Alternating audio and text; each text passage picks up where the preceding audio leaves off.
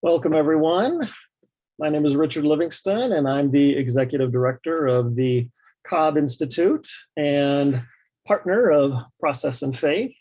I'll be both the Zoom meeting host and your MC for the evening. And I should note that as MC, I'm filling in for Sheri Kling, who is the Director of Process and Faith. She lives in Bradenton, Florida, and I'm sure you're all aware that Florida was hit by a major storm a couple of days ago, and she's fine. She's here with us, so that's good. And she's going to be, as I said, speaking later on in the program, but she's only able to join us via a cell phone. So I'm in sunny Southern California, too hot these days, actually, right next door to Claremont, where I did my PhD at Claremont Graduate University in philosophy of religion and theology. I've been here for, the past 17 years. And we're enjoying it. So as we move along through the evening, I'm going to give brief introductions of each of the speakers, but you can obviously find more information about them on the webpage where you registered for the event. Lastly, I just want to say thank you to our contributing organizations. The seminar tonight, it's a collaboration of Process and Faith in the United States, the Network of Spiritual Progressives in Australia, and it's also co-sponsored by the Center for Process Studies and the Cobb Institute. So first of all, I just want to introduce one of our co-conveners of the event, of this evening's event, Duderija. He's with the Network of Spiritual Progressives in Australia. I'm going to let Otis say a little bit about his organization in just a minute, but I just want you to know who he is. He's a senior lecturer in the study of Islam and society at Griffith University in Brisbane, and his research expertise is the theory of progressive Islam, interfaith dialogue, Islamic feminist hermeneutics, and Islamic fundamentalism. So he's an ideal partner for the things that we want to talk about this evening. Otis, please take it away. Tell us a little bit about your organization.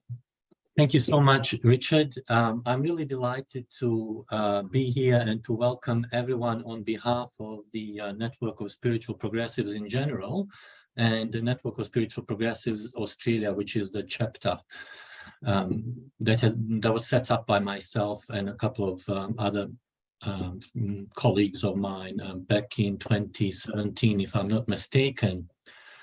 As I said, I'm really delighted to be here with you this evening, in particular because of the caliber of the speakers that are going to be presenting this evening or this morning, depending upon where you are, whose work I have admired and followed for quite some time now. So I'd like to thank our tonight's speakers from the bottom of my heart for being part of this really exciting webinar. Since I am actually a member of both the process community as well as the Network of Spiritual Progressives, I see so many overlaps, affinities in terms of the worldviews. And to kind of make this point, I would like to briefly just read from the Network of Spiritual Progressives philosophy statement, because I think it aligns really well with the process community people, and it's probably the best way to introduce this particular organization. So the Network of Spiritual Progressives philosophy states as follows: we are here to live lives of meaning and purpose, not to acquire money or things. Life is sacred and all beings are sacred. Love permeates the universe, and the way to achieve a just world is by creating a loving world. What we believe: most people yearn for a world of love and real human connection, and to live meaningful lives that transcend material well-being, that tie us to the ongoing unfolding of spirit and consciousness, and that connect us with the inherent interdependence and love that permeates and inspires all being. To achieve this world, we need a multifaceted revolution, political, moral, cultural, and spiritual, that awakens us to the dignity and value of all peoples, regardless of race, creed, gender, religion, class, where we have come from, or what we have done, and help us connect with the beauty and awe of the universe. This revolution must be grounded in love for all people, for life, and for the planet. This could have been copied from the from one of the process communities websites, I believe. So there's so much affinity and synergy between these two organizations. And I'm delighted that this event is taking place, and hopefully we will be able to organize future events of similar kind. Thank you so much for being here and allowing me to address you. Yes, indeed. There is a lot of shared commonalities. Thank you, Otis. We really appreciate that. We appreciate you being here. We're happy to co-convene this event with you.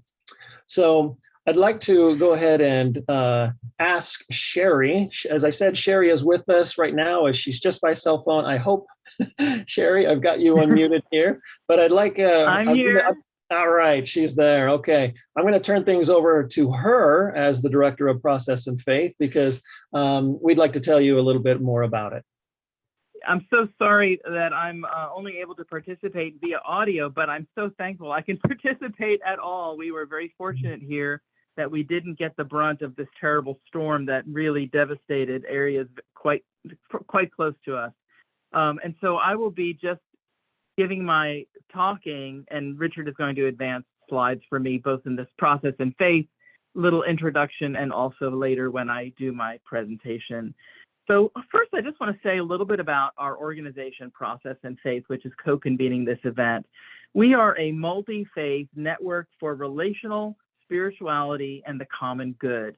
And we are a program of the Center for Process Studies, which is part of the Claremont School of Theology. You can become a member of Process and Faith for free. And if you become a member, you can learn all about our other upcoming offerings, courses, and events, and other resources that we create. And also on that website, you can join one or more of the 19 paths that we have represented there, 19 different paths of spirituality, including things like humanist paths or interspiritual paths.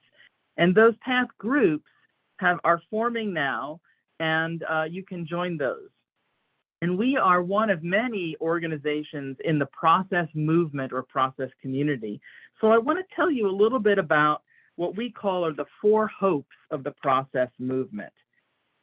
So the process movement is a network of people around the world, basically, who want to make a positive difference in the world. And this can be all types of people, from people in business to people who are artists or philosophers, farmers, politicians, young, old. All of us who are part of the process movement tend to act out of 4 hopes. And the first hope is that we look for whole persons. We look for people to be whole persons, that people around the world can grow in wholeness and spiritual vitality, which we include things like creativity, a sense of beauty, love, forgiveness, faith, playfulness, gratitude, listening, and a sense of wonder. So whole persons is the first hope.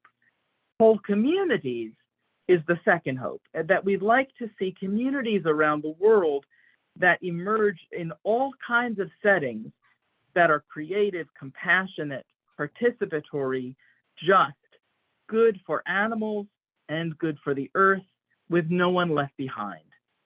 That's the second hope. The third hope is for a whole planet, that the planet as a whole can flourish with its many forms of life, with humans living in harmony with the wider Earth community.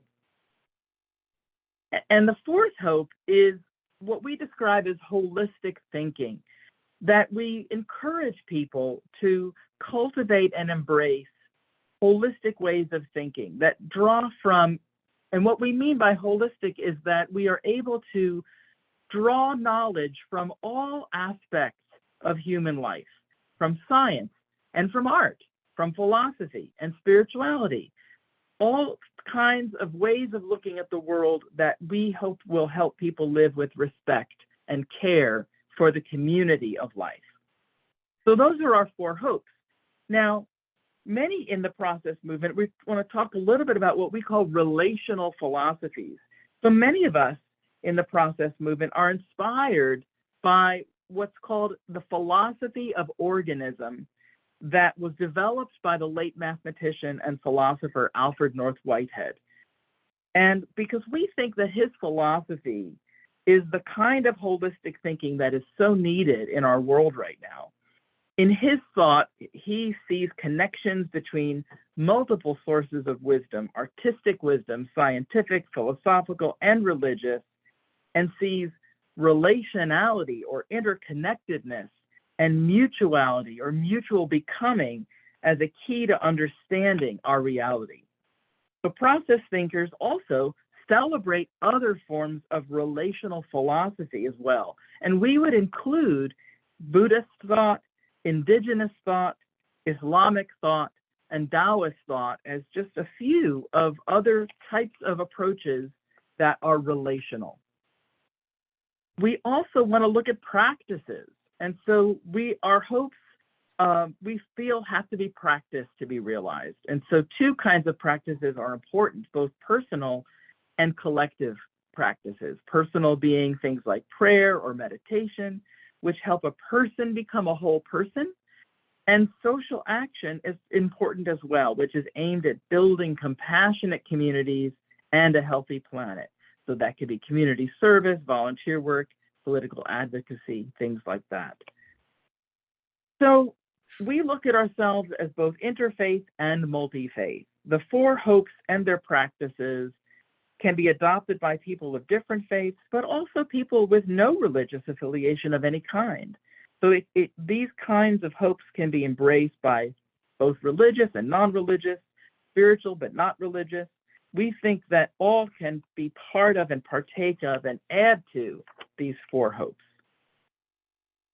So finally, our goals for this event that we are participating in now from around the world is that we think, first of all, that the way we think about the cosmos we live in can have a huge impact on the way that we live. And many of the assumptions that we hold, especially in the US, speaking from a US context, especially in the Western world, we have many assumptions that we hold that work against our own flourishing. So tonight, or this morning, wherever you are, we will explore several aspects of process thought that we think make a difference, a positive difference in human life and in the life of the earth. So again, welcome to this event, this wonderful event. I look forward to hearing from all of our speakers, and I want to give it back to Richard now so he can introduce our very first speaker. Thank you. Thank you, Sheri. That was great. And we're grateful again to have you all here with us. Let's get to the reason why you are all here, and that is to actually hear the presenters. So kicking things off for us is Patricia Adams Farmer. She is a process theologian, a writer, and minister in the Christian Church, the Disciples of Christ. She is the author of several nonfiction books, including Beauty and Process Theology, A Journey of Transformation, and also two theological novels, The Metaphor Maker and Fat Soul Fridays. She serves a congregation in Fulton, Missouri, where she also plays classical guitar and enjoys time with her husband, Ron Farmer, and their ginger cat, Alfie. Patricia's talk this evening is on beauty in troubled times. Patricia, go ahead and take it away. Hi. But I want to just say I'm so happy to be here and happy to know that Sheri Kling is okay and her family's okay. It's so wonderful to greet all our friends, not only from North America, but from around the globe. And, Sheri kindly put me first because I have to leave early, but first is good, because I see myself as sort of the warm-up band for the rest of these, for the process superstars that will rock your world tonight. Now, I'm honored to be part of this group of amazing scholars and teachers. To get you warmed up and in the mood for process, I want to talk about beauty, particularly beauty in troubled times. Now, of course, all times are troubled in one way or another, but this time in history is different with climate change, which is really in our face right now, especially in Sheri's face. We are facing the existential threat to our very species. And many of us are afraid. We are worried for the generations to come. We feel guilty that we haven't done more. We feel angry at deniers. We feel bouts of anxiety and even despair. In a word, we are all basically terrified. Well, how can beauty help? How can beauty be a balm, a strength, a source of hope? And that's what I want to explore, especially the beauty that Whitehead talks about, beauty with a capital B, the kind of large and expansive beauty that is a refuge, a spiritual companion, a source of hope, and a source of transformation toward a more sustainable way of living. Now, one way beauty does that is by its power to open our souls to receive fresh possibilities for planetary healing. Now, Whitehead's view of beauty can help us hold everything gently, including our fears and longings, and integrate them into a larger harmony of harmonies. That is, we cannot pretend we are not afraid, but when we open ourselves to the spaciousness of beauty, we develop the capacity to care for our fears and hold them gently without letting them control us. It reminds me of Rilke's famous line, "Let everything happen to you, beauty and terror." And in this way, terror is not left to its own devices, but is included in beauty's large embrace and is transformed. And it gives us a glimpse of eternity too. So I want to address that sense of beauty and terror today as we talk about a process view of beauty and how an aesthetic approach to life can help us integrate and transform our often fluctuating experiences, hope and despair, into a larger harmony. Now, historian Howard Zinn says, to be hopeful in bad times is not just foolishly romantic. It is based on the fact that human history is a history not only of cruelty, but also of compassion, sacrifice, courage, and kindness. What we choose to emphasize in this complex history will determine our lives.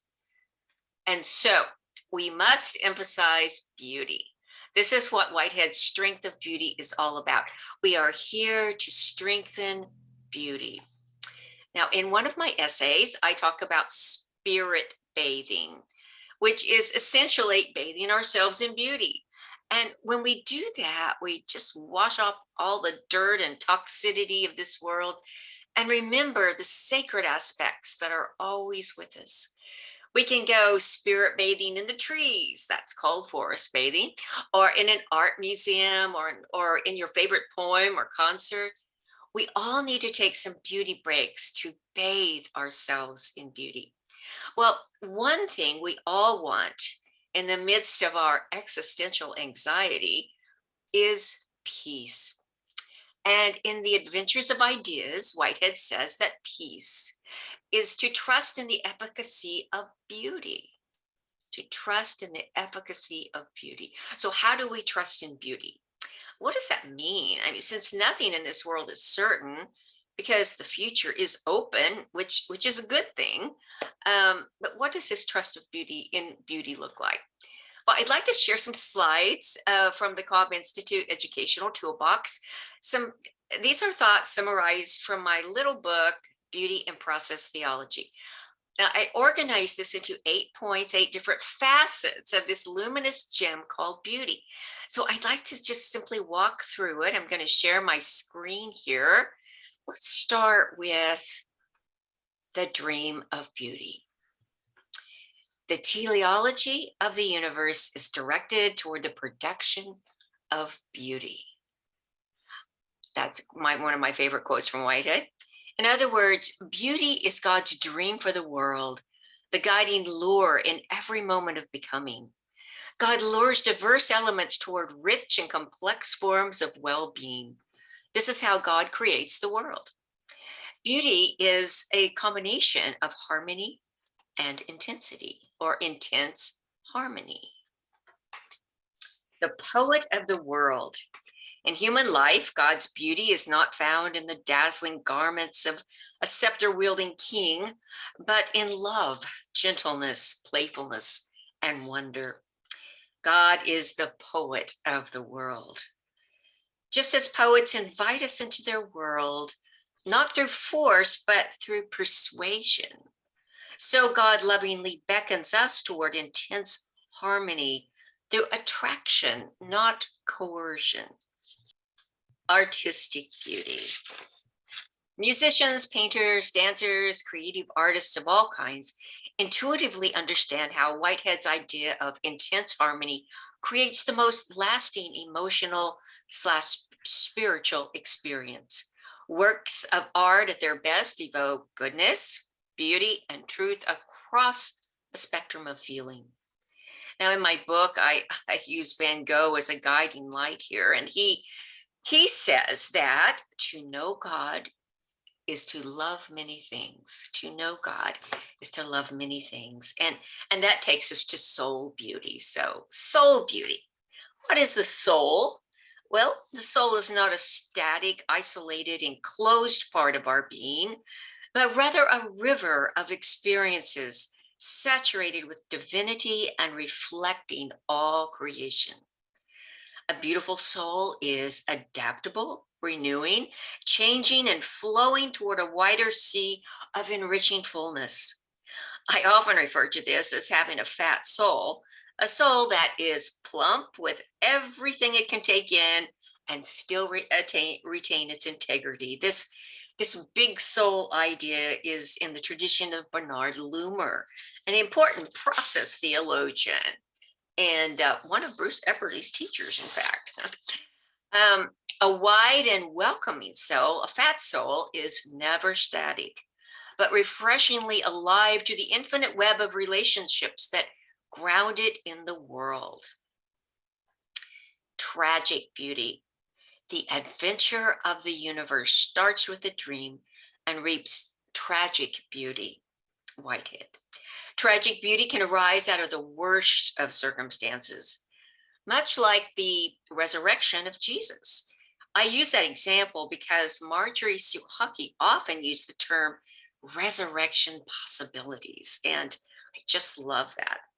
Well, God's power is not unilateral, magical power that can wipe out a virus in an instant or stop a bullet or a hurricane. Rather, God's power in the world is relational power, shared power. It is the power of love. And as Thomas Ord reminds us, it is the power of uncontrolling love. For God is the great companion, the fellow sufferer who understands. Now that is a beautiful God. Now, moral beauty. Justice and compassion are forms of beauty, and they establish bonds of rich connection that are loving, fair, respectful, and inclusive. The word fair is actually related to the word beauty, the fair meadow, the fair city, the fair maiden.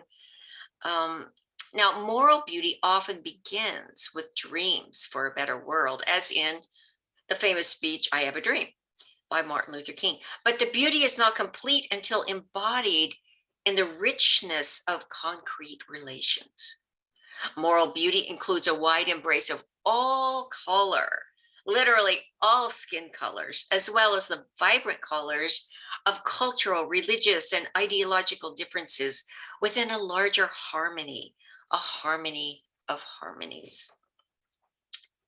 Natural beauty, the mother of all beauty, the hills, the rivers, the trees, the stars. The beauty lies in what they are and how they express themselves, and also in their contrasts with one another. As the universe reveals, beauty is harmony, but harmony is not sameness. Harmony thrives on diversity. Now, as a process theologian, I believe God is deeply present within all creation, but is more than creation. It's panentheism. In the blooming and dying, we witness on a larger scale the perpetual perishing of every experience moment as new moments arise. Or as the James Webb photos remind us, the death of stars and the birth of stars is always going on. And this pathos in nature heightens our awareness of beauty. Now, nature for me, and I bet for you too, has expanded enormously with the James Webb photos reminding me that we are part of something much larger than our Earth. And oh, isn't it ravishing? Here is the Phantom Galaxy, and it seems to be just quoting Whitehead: the teleology of the universe is directed toward the production of beauty. Beauty and hope. Process theology says we are not locked into the past or into any predetermined outcome for the future.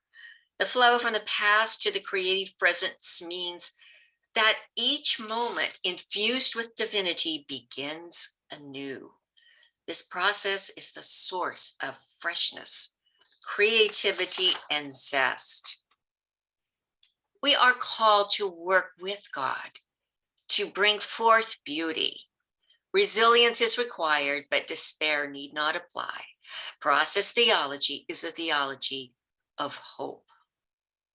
And so I'd like to just use a few more images to stimulate your thoughts and imaginations, especially regarding tragic beauty and hope.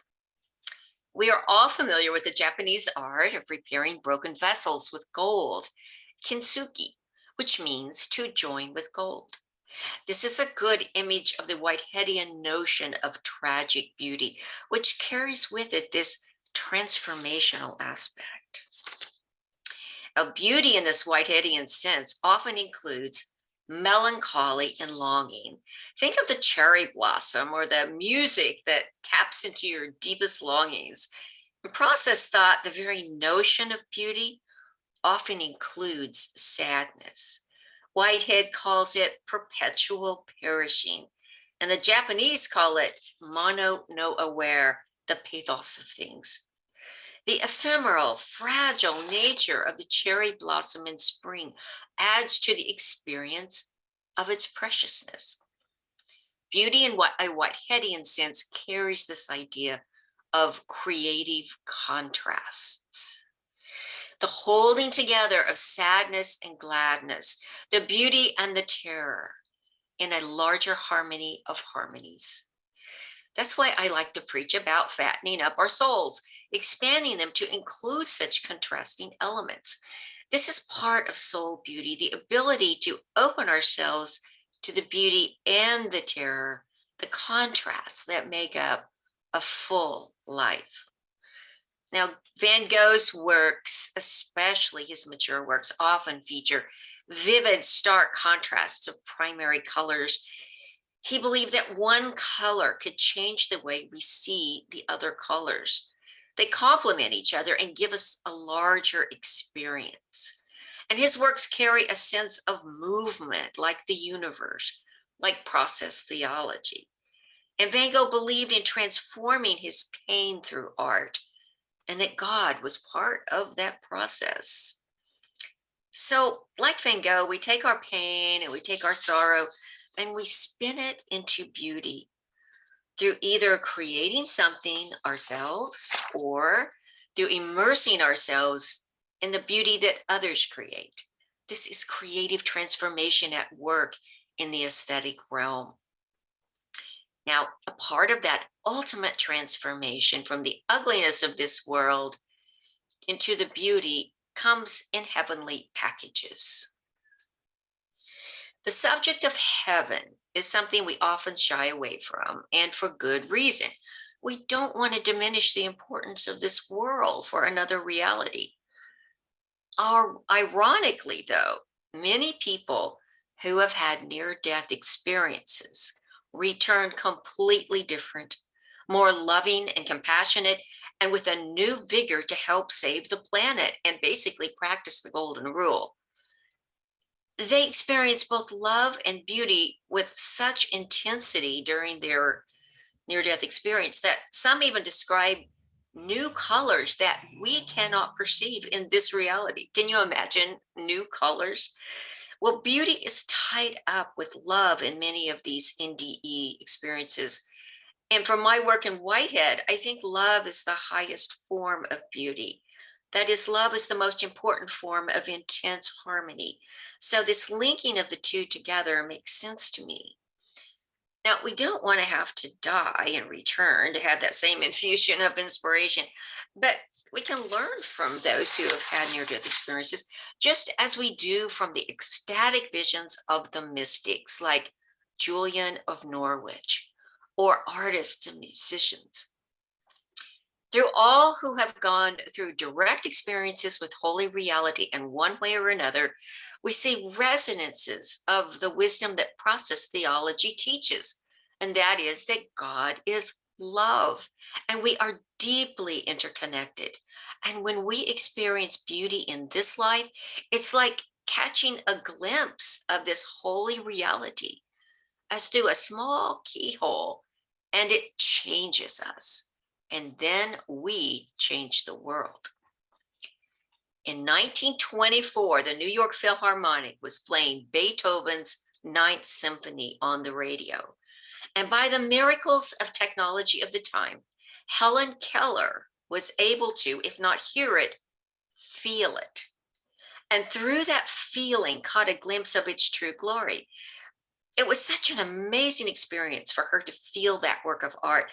She wrote a letter to the symphony, and in this letter, she described the ecstasy of feeling the music. She wrote, "Last night, when the family was listening to your wonderful rendering of the Immortal Symphony, someone suggested that I put my hand on the receiver and see if I could get any of the vibrations. He unscrewed the cap, and I lightly touched the sensitive diaphragm. What was my amazement to discover is that I could feel not only the vibrations, but also the impassioned rhythm, the throb, and the urge of the music. The intertwined and intermingling vibrations from different instruments enchanted me.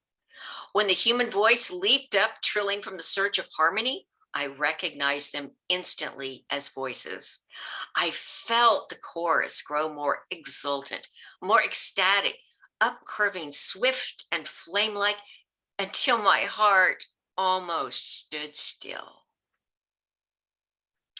Well, these ecstatic words of Helen Keller remind me that when we dare to touch beauty, to really feel it, we as limited as we are, can touch the very vibrations of heaven. Heaven is that holy reality of intense harmony where sadness and injustice and incompleteness are transformed in the depths of God. That small slice of heaven that we experience then returns to the world, transforming us and everything in our path.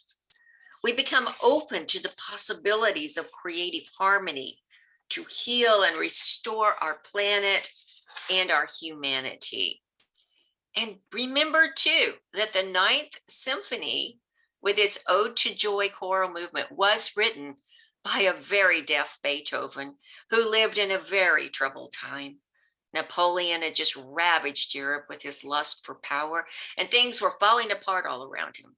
He was deaf and alone and cynical about the world, but he found refuge in music, even music in his head that he couldn't physically hear. And he found refuge in poetry, at least in Schiller's poem of all humanity coming together in unity, Ode to Joy, which he set to music, and thus changed hearts all over the world with the symphony, and continues to do so wherever it is performed. And so, I think beauty then helps us catch a glimpse of heaven. And as Marjorie Suhaki tells us, God works with what is to bring about what can be. And sometimes in our terror and sadness and cynicism, we can turn to beauty and find a glimpse of what can be. Helen Keller got a glimpse of heaven just as Beethoven and Schiller did. Wherever and whenever we immerse ourselves in beauty, we find within us a new power and passion to bring heaven to earth. So my hope for you is that in these troubled times, you take some beauty breaks, go out and bathe yourself in beauty in whatever way you can. Music, art, nature, the mystics, the poets, so that you might feel those heavenly vibrations that reveal God's transforming, loving presence in this world. For as the poet Rilke said, let everything happen to you, beauty and terror, just keep going. No feeling is final. Don't let yourself lose me. Nearby is the country they call life. You will know it by its seriousness. Give me your hand. And that's the end of my presentation. But I would like for you to be thinking of and the forms of beauty that you like to bathe in yourself, and how it helps you with the anxiety of our times. Thank you, Patricia, so very much. I think every time I listen to you, I fall in love again and again in a process relational kind of worldview. So thank you so very much. Could you kindly just briefly talk about the influence of the late Professor Charles Hartshorne on your views on beauty? Okay, well, I think Hartshorne especially touches me relating to beauty with his views on birds. You know, he actually, his favorite book of all of his, he has all these wonderful process books, but his favorite book that he wrote was about birds. What was the name? I forgot the name of it all of a sudden. But Born to Sing. Born to Sing. Thank you, thank you. And he answers that wonderful question: Do birds sing? I mean, is it some sort of just biological, determined, functional thing? He comes to the conclusion that birds enjoy singing, that there is a sense of self-enjoyment in singing. And so to me, that brings process, thought, and beauty together in a very, very special way. And there are a lot of great composers who are now kind of influenced by that. And like the Australian composer, Robert, all of a sudden left me again. But there are many composers who are working with birdsong now. And so it's exciting. Yeah. Thanks for that question. Does anyone have a particular form of beauty that helps you? And can you tell me why? What is it? Nature? Is it art? Is it poetry?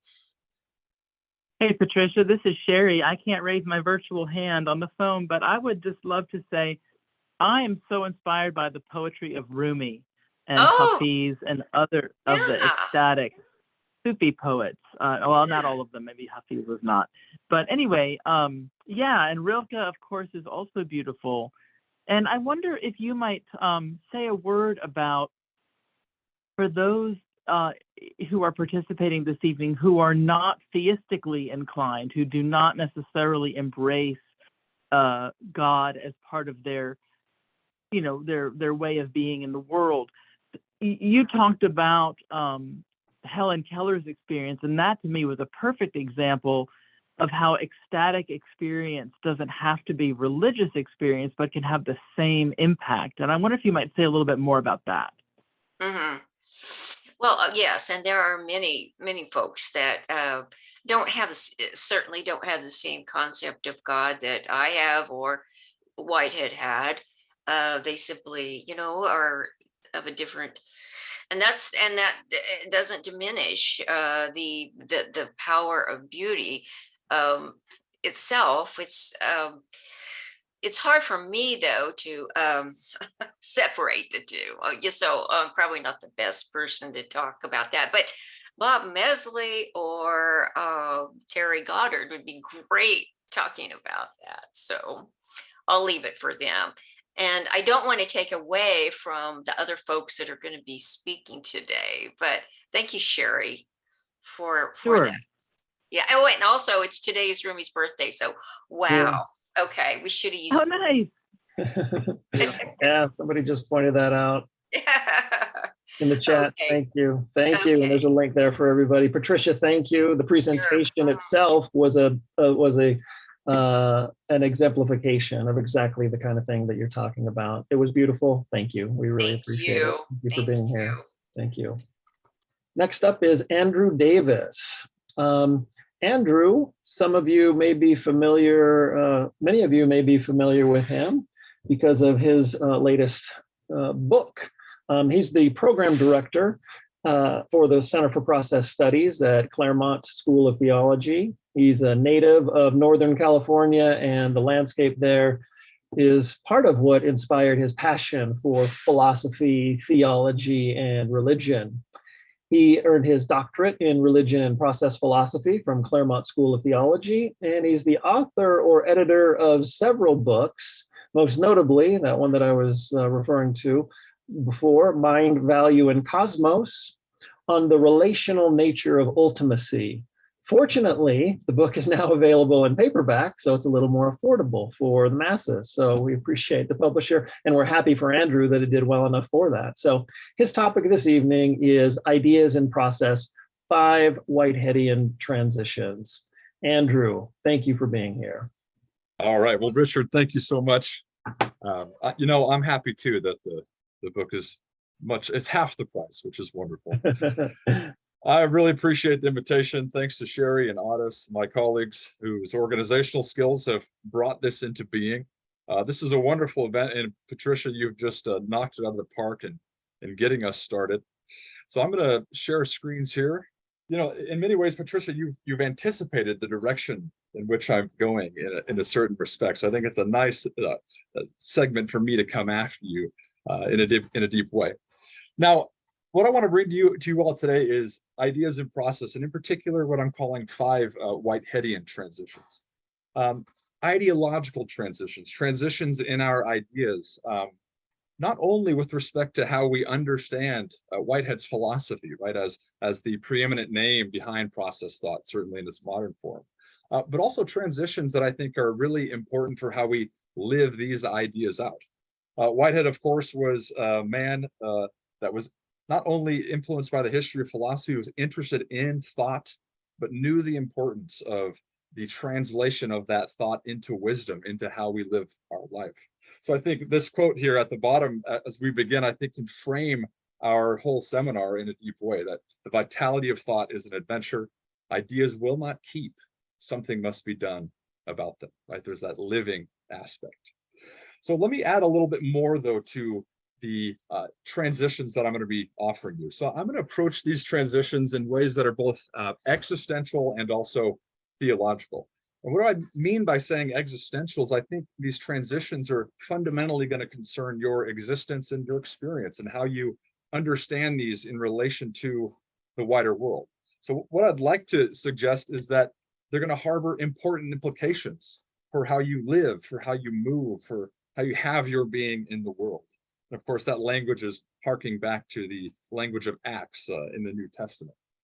In addition to being existential, they're also theological to the extent that they're going to change the way you picture God and God's relationship to and interaction with the world. So I'd like to equally suggest that each are going to harbor important theological implications for how you live and move and have your being in God, in the divine reality, and how this reality also lives and moves in you. So what I hope to do then is highlight some of the intellectual thought aspects of this seminar and translate them, challenge you a little bit into the living aspect, how these translate into how we live our lives. All right, so the first transition that Whitehead offers us is what I've simply termed a transition from exception to exemplification. Now, when Whitehead looks at modern philosophy and modern science, he is unfortunate at the fact that he sees unconscious sins, essentially, of what he calls bifurcation and abstraction. And what he means by that is that when these disciplines approached nature, they had this tendency to do so objectively. And what that meant was they omitted, they abstracted or bifurcated the human existent or human experiential element out of nature. And one way to see what they did in this respect is they treated human existence, human experience as an exception to, rather than an exemplification of everything that was going on in nature. And it's no surprise, really, that when you abstract the human experiential element out of nature, nature loses much of its character, right? As Whitehead says, it became purely material, non-experiential, valueless, purposeless, ultimately blind. And of course, Whitehead and process thinkers are not just overemphasizing these sins of bifurcation. They're not just elements of the past, but very much a part of our present, a part of our philosophical and scientific disciplines still. And to illustrate this point, I point to a rather comedic, I think, exchange on Twitter between the famous astrophysicist Neil deGrasse Tyson and the late comedian Norm Macdonald, who some of you will know. I think this exchange sort of illustrates the two prongs of this transition and this sort of debate that goes on when we think about our place in the natural world. So notice deGrasse Tyson's statement. He says, the universe is blind to our sorrows and indifferent by our pains. Have a nice day. Right? Very comforting statement. And MacDonald responds, Neil, there is a logic flaw in your little aphorism that seems quite telling. Since you and I are part of the universe, then we would also be indifferent and uncaring. Perhaps you forgot, Neil, that we are not superior to the universe, but merely a fraction of it. Nice day indeed. So the reason I bring these to you is that deGrasse Tyson can only utter these statements by taking himself out of the equation, right? We're hardly the kind of creatures that are blind or indifferent to sorrow. This statement assumes that we are not part and parcel of this universe as much as anything else is. I think that that critique in part is what comes through in MacDonald's statement, right? That we are part of the universe. Well, in Whitehead's language, you are an exemplification rather than an exception to this universe. And in part, what that means is that your experience offers fundamental clues as to the nature and character of things at all scales and levels throughout the universe.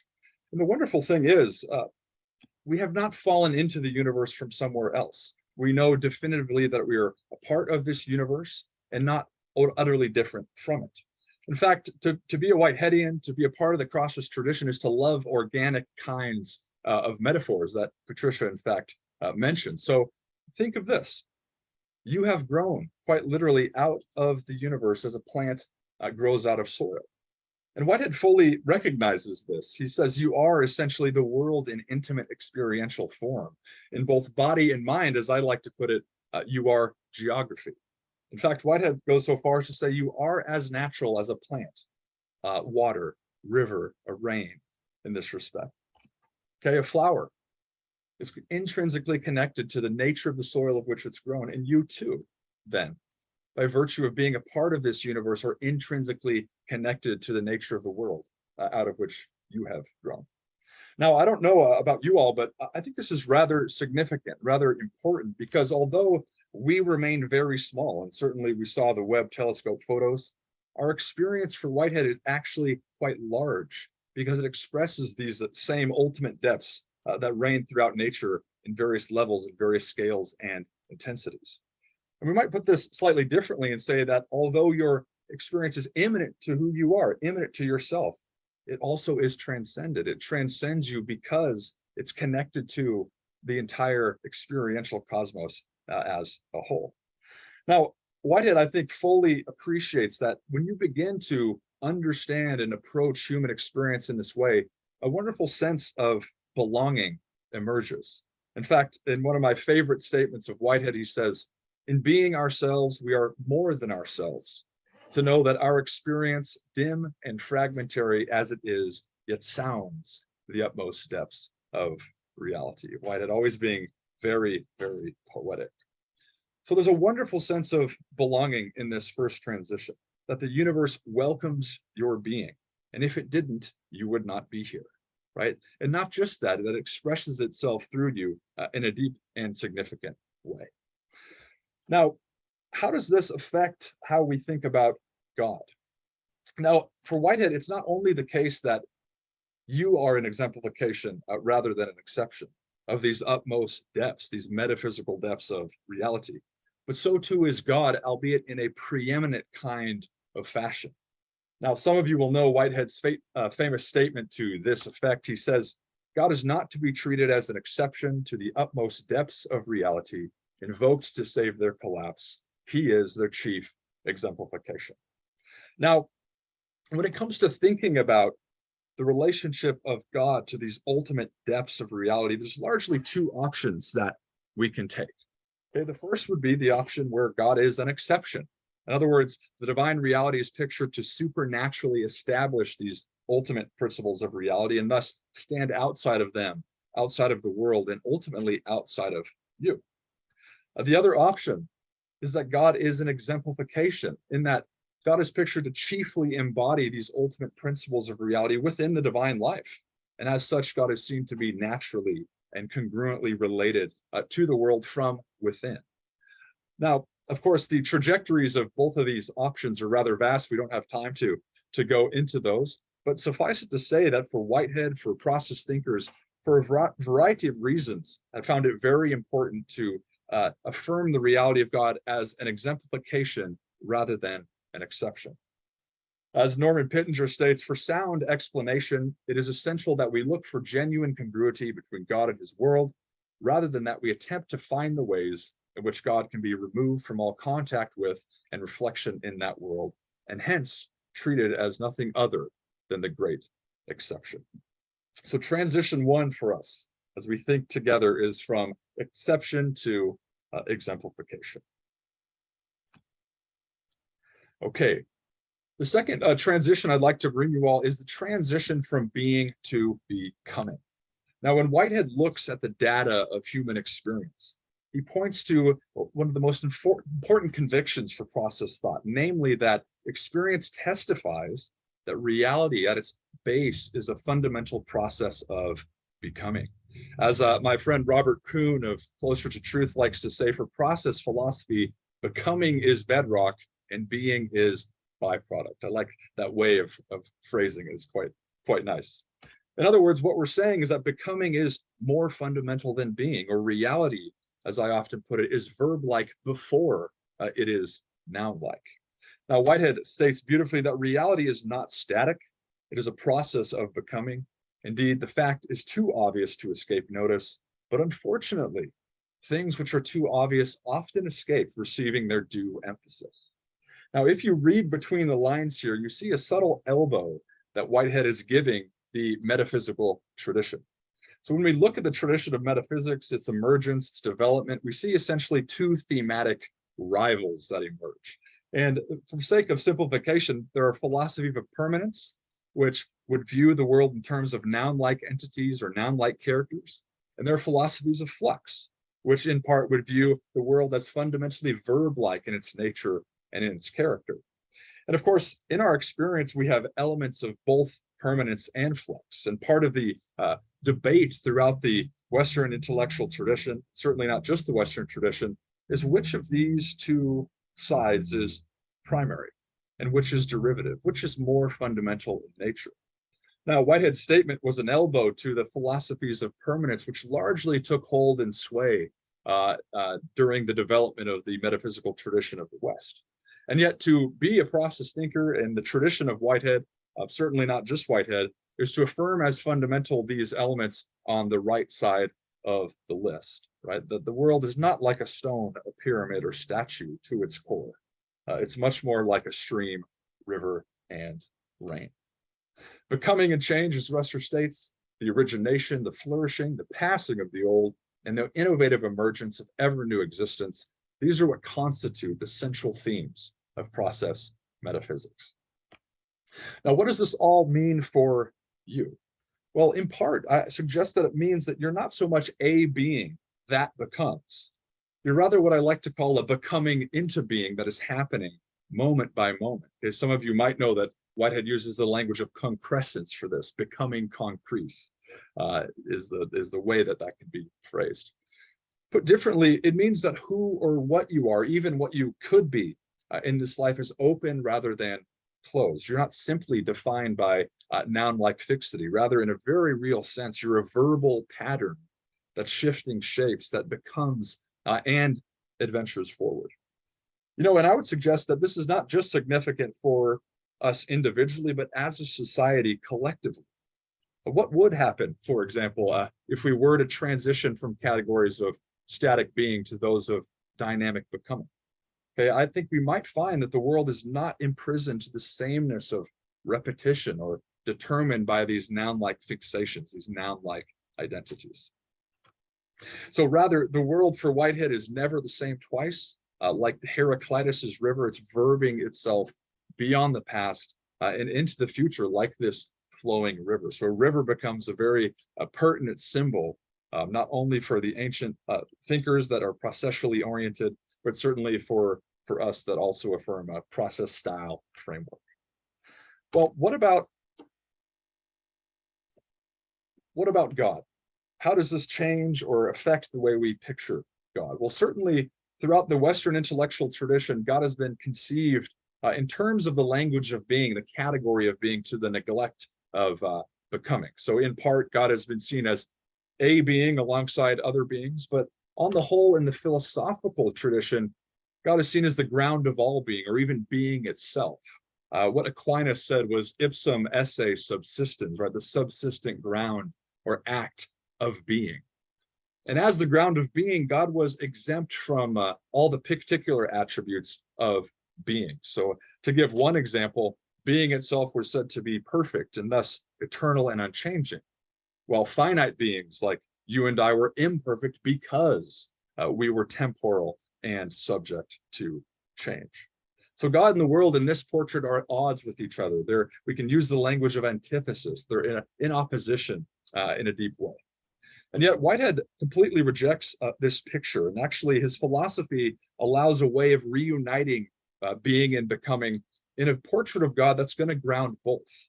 So at the heart of the process tradition, process thinking, process theology is the claim that becoming is not a contradictory concept to God, but rather complementary. In fact, Hartshorne argued at great lengths that it's a part of divine excellence and perfection. Such an idea, as Hans Jonas famously states, of divine becoming is surely at variance with the Greek Platonic Aristotelian tradition of philosophical theology that, since its incorporation into the Jewish and Christian tradition, has somehow usurped itself an authority to which it is not at all entitled. And even when we think about our culture today, the category of being still holds up much sway. In fact, as Ian McGilchrist states, our culture emphasizes being to the exclusion of becoming. However, there is an asymmetry. They are not equal. In the philosophy of Whitehead, the divine is in becoming, and becoming is even more fundamental than being. So transition 2 then, from being to becoming.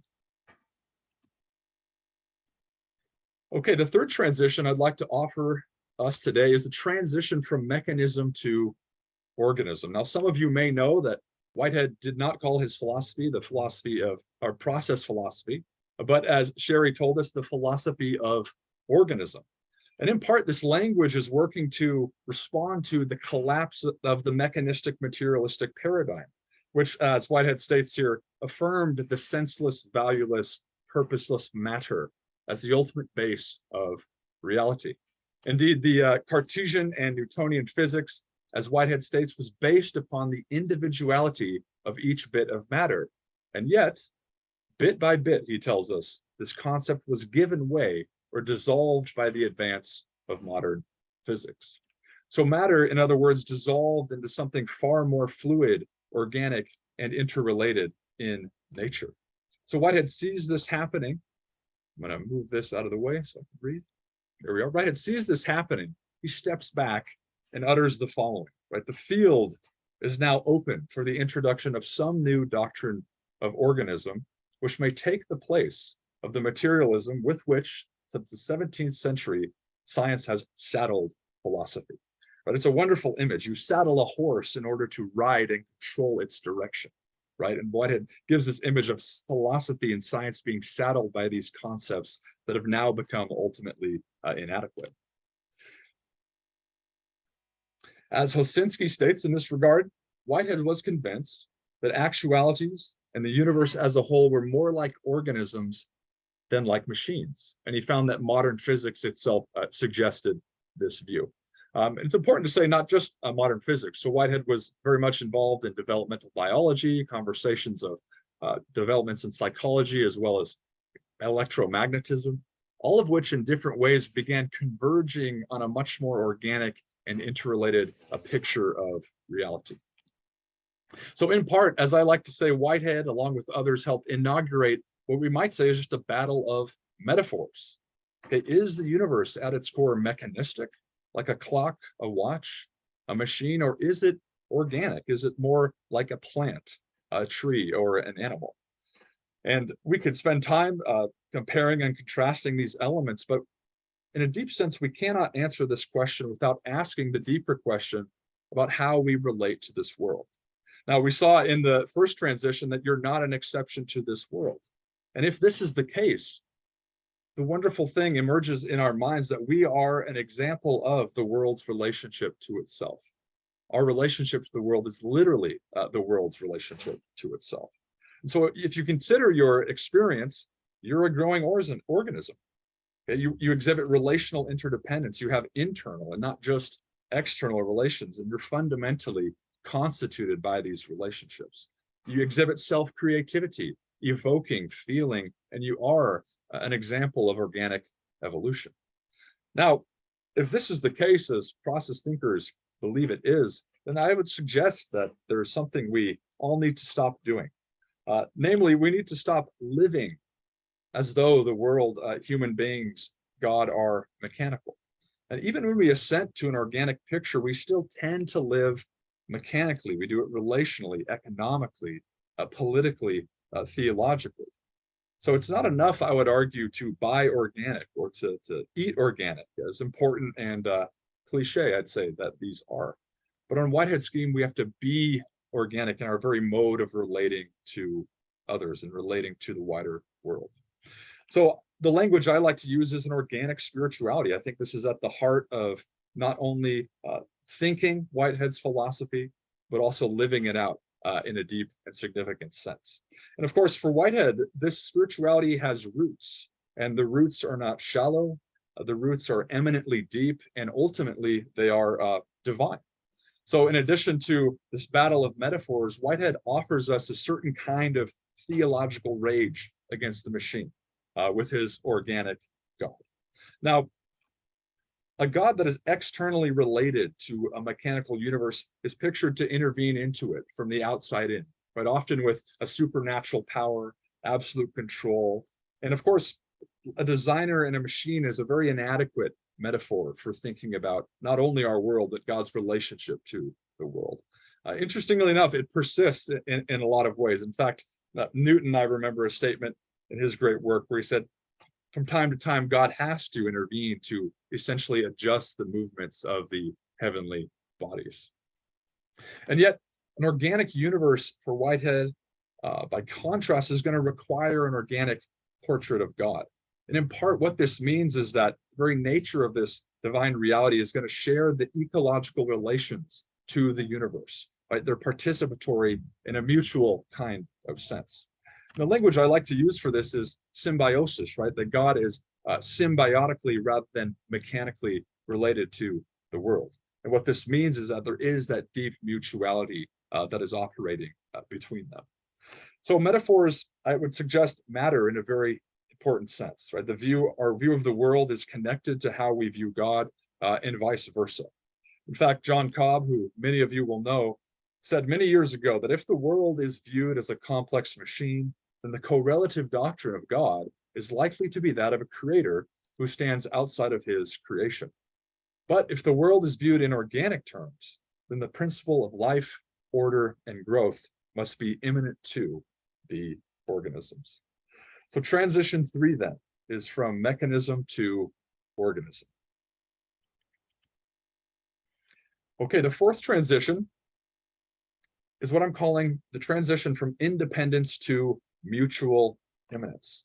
Now, when Whitehead surveys the development of modern thought, he essentially laments at the fact that categories of independence, isolation, and non-relation were essentially elevated to the status of philosophical and scientific orthodoxy. And in turn, these categories certainly helped reinforce a certain picture of mechanistic materialism, where what is fundamental are these independent bits of matter in these kind of mechanical relations. And yet Whitehead strongly combats this vision. He calls it the chief misconception, in fact, of all of philosophy. The misconception, which has haunted philosophic literature, is the notion of independent existence. There is no such mode of existence. Rather, every entity is only to be understood in terms of the way in which it's interwoven with the rest of the universe. Now, notice that in addition to pointing to this misconception of independent existence, Whitehead is also pointing to its remedy in this doctrine of interwovenness. And we'll see in a moment how he names that relationship. Now, the philosophical tradition was obsessed in some ways with independent existence. More particularly, a certain philosophical ailment persisted in the tradition that I like to call nothing but syndrome. And you may recognize René Descartes as pictured here, the founder of modern philosophy. He's one who is a particularly acute example of suffering from nothing but syndrome. Now, the reason I call it that is Descartes, following Aristotle, following certain aspects of the Greek lineage, insisted that the world is made of substances, that which substands or stands under all else. And he offers a definition of substance. Notice what it says here. A substance is an existing thing which requires nothing but itself in order to exist.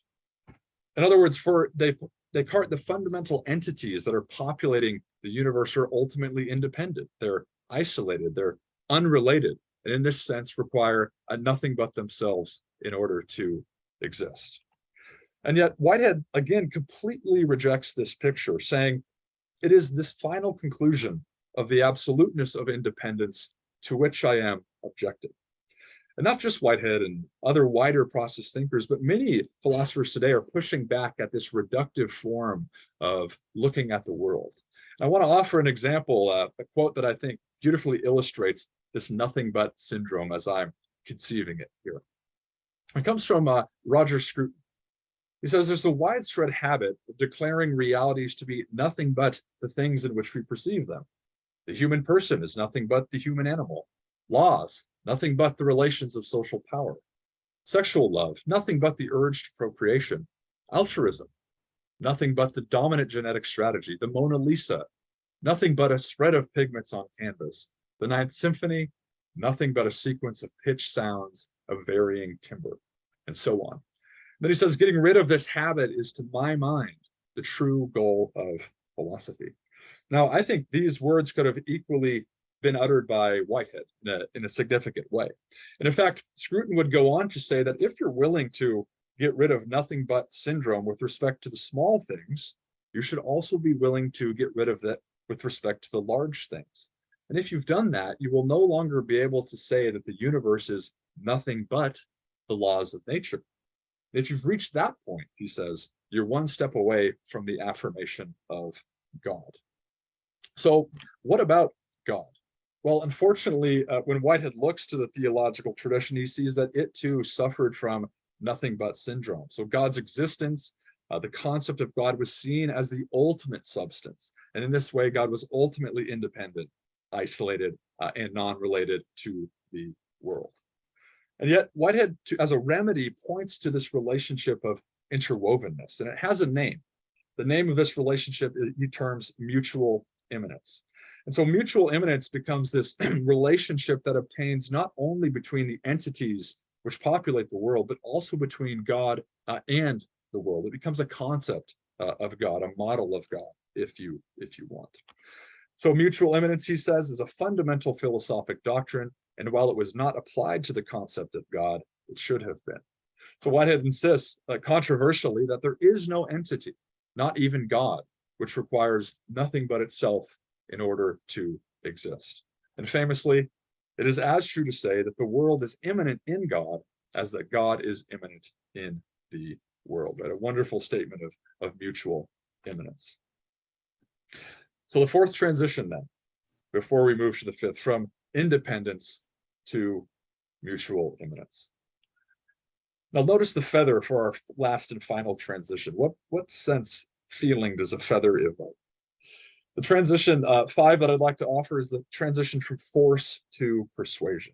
Now, one of the elements that I appreciate so much about Whitehead's process philosophy, about Whitehead himself, is that I do think that he was one of the most voracious critics of coercive power in all of philosophy and theology. So what I mean by coercive power is this use of force, coercion. It's this kind of push and pull power that compels obedience based on fear.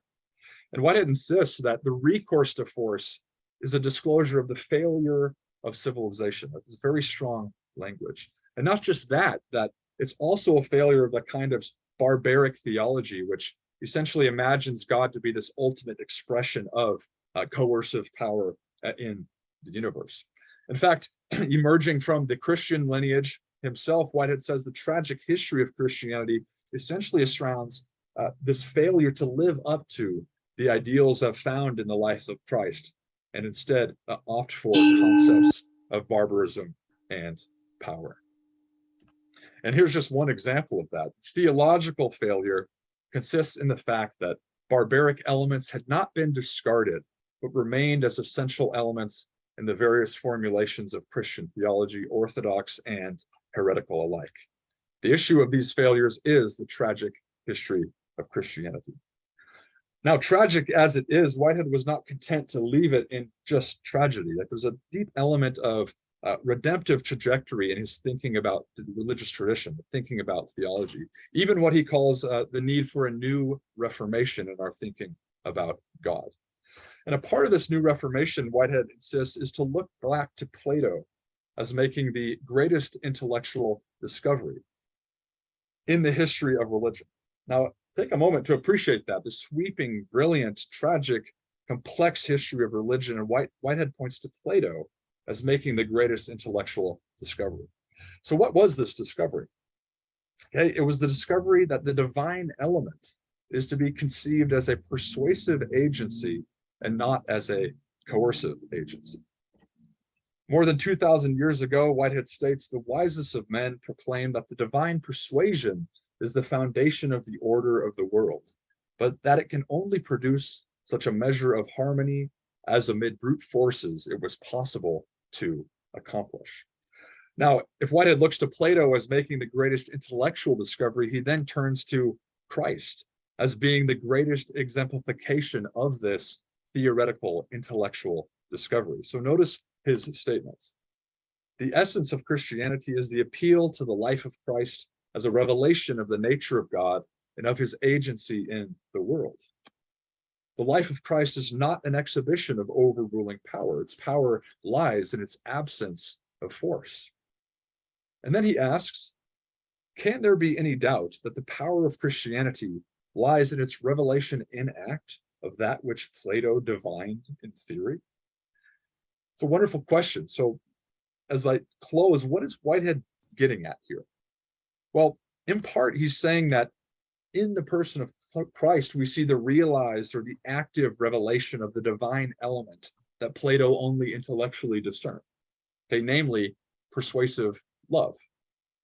And yet, persuasive love as found in Christ was essentially the opposite of what the doctrine of God ultimately became, namely coercive force.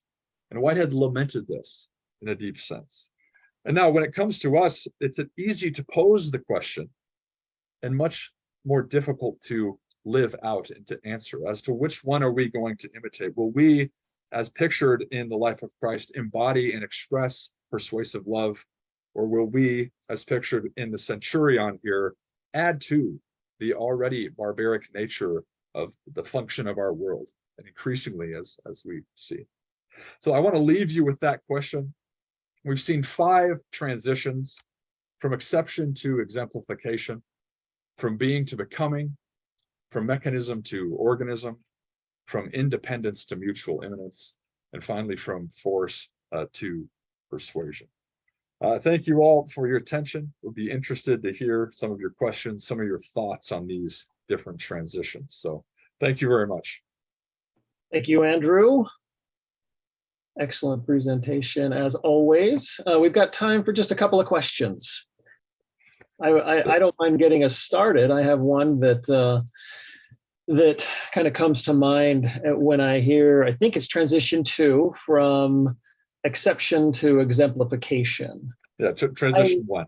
Yeah, is that the first one? Okay, so one of the things that I think of every time that I hear the famous quote that God is not to be treated as an exception, but is their chief exemplification, is all the ways in which he goes on to talk about God as completely unique, really, really different. And I think it wouldn't take long to make a nice little list of ways in which God is, I just want to say, very different.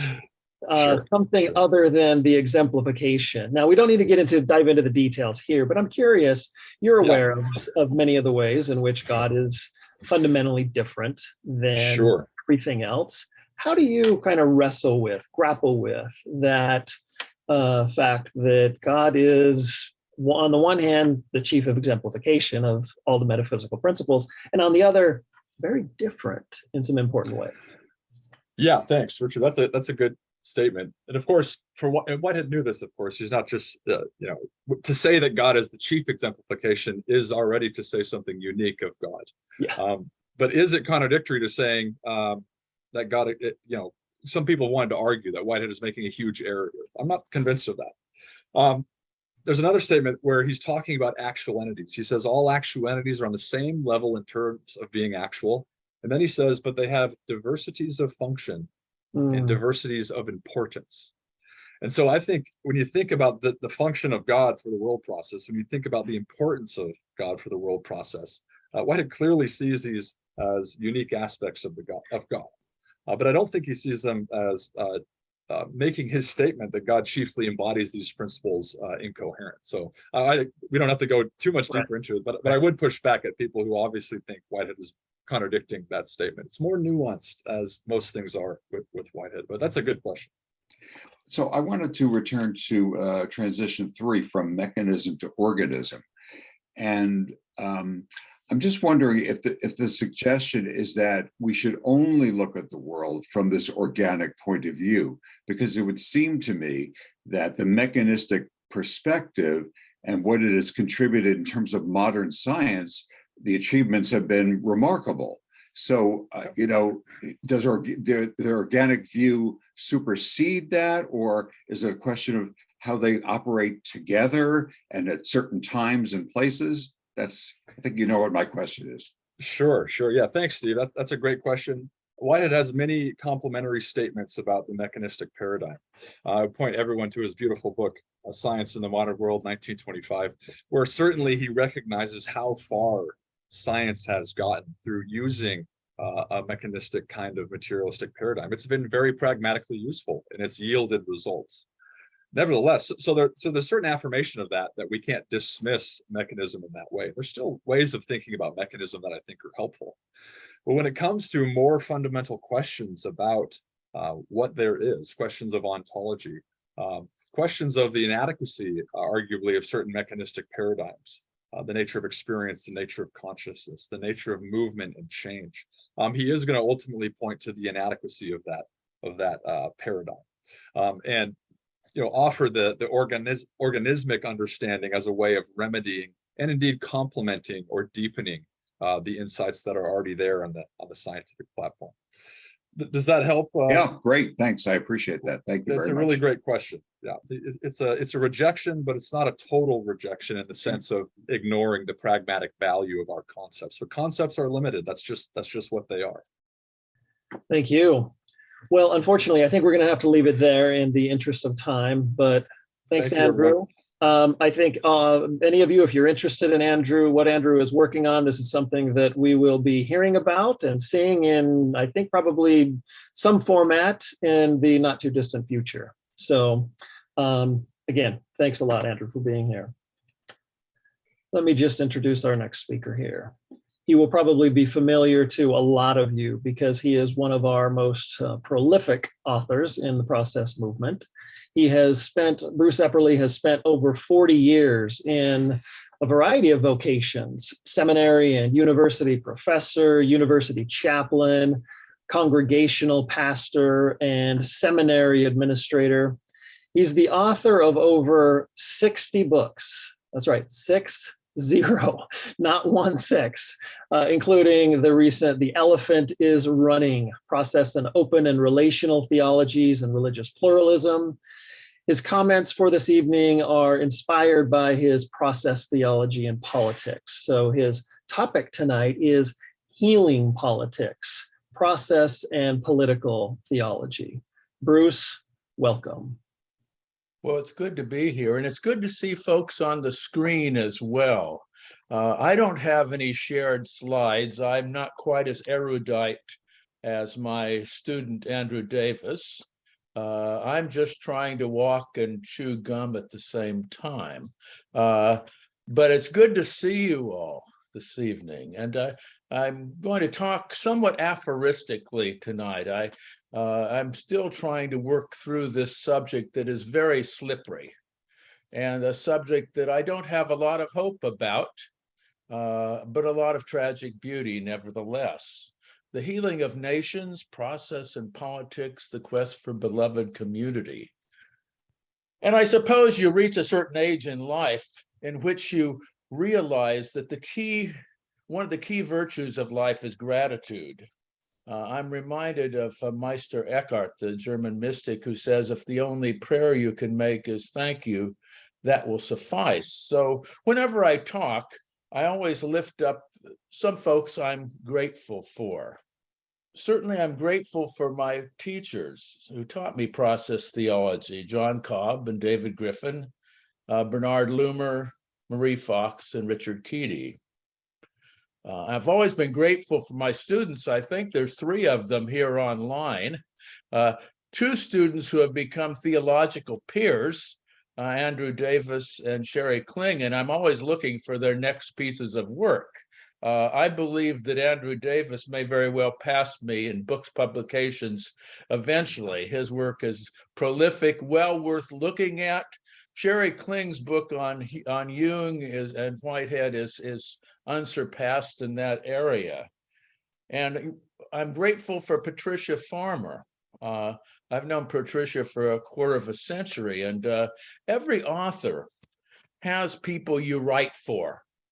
And Patricia is one of those folks I write for. I occasionally send her my work in advance and say, well, what do you think about this, Patricia? And if she likes it, I'm over the moon. So far, she's generally been positive. And so when she does, I'm over the moon. I want to acknowledge as I begin this, the first people of Maryland and of the DC suburbs where I live, the Piscataway peoples. We live on native land as well as the land of the United States of America. So I want to give thanks to them for justice seekers, peacemakers, and earth keepers. Process theology and politics, the healing of nations, and the quest for beloved community. I think it goes without saying, and of course my vantage point is the United States of America, that the nations of the world are in need of healing, individually, corporately, and as a planet. It seems evident to anyone that we are living in a broken and dysfunctional time in which there's an out of balance of rights and responsibilities, of freedom, persuasion, coercion. And the USA, where I live, seems on the verge of a cold or perhaps even violent civil war. A time in which some people want to return to a period in which everyone knew their place, stayed in the closet, and white males and their spouses controlled things. In contrast, others cry freedom and seek an egalitarian and pluralistic society. Oftentimes, while there's no moral equivalence in my mind between the two groups, diverse voices are often silenced by those who perceive themselves to be the children of light. Looking at my own country, but I know that the American virus is everywhere, and the planetary virus is everywhere. I often wonder, is there healing for the nation possible? Can our politics be healed? and this is a global issue. I ponder the words of Theodore Parker, that Unitarian pastor in the 19th century, an abolitionist, who said, quite hopefully, frankly, in a difficult time, look at the facts of the world. You see a continual and progressive triumph of the right. I do not pretend to understand the moral universe. The arc is long, but my eye reaches but a little ways. I cannot calculate the curve and complete the figure by experiences of sight. I can define it by conscience. From what I see, it bends toward justice. Of course, Whitehead had a similar viewpoint when he spoke of the adventures of ideas, and as Andrew noted, the movement from force to persuasion, or at least the hope that could move from force to persuasion. And Patricia made that as a significant part of her conversation when she spoke of the teleology of the universe as being aimed at beauty. Could we have a politics of beauty? Well, for process thought and for Theodore Parker, there's a force for healing and wholeness and transformation that moves both through our inner lives and the external reality and the historical traditions of which we are part. This force could be a force, an arc of justice, an arc of beauty, a spiritual arc, an arc that might be also called the beloved community.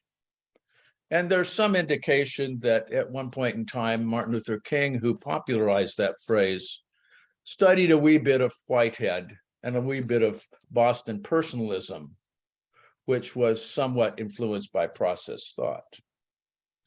Now, I've been interested in politics, and I'm going to give some token of my age at this point, since 1960, when John F. Kennedy ran for president, and I was an 8-year-old boy. We wondered then whether or not a Catholic could be a president of the United States. It was a big deal. If any of you are my age or older, you remember those discussions.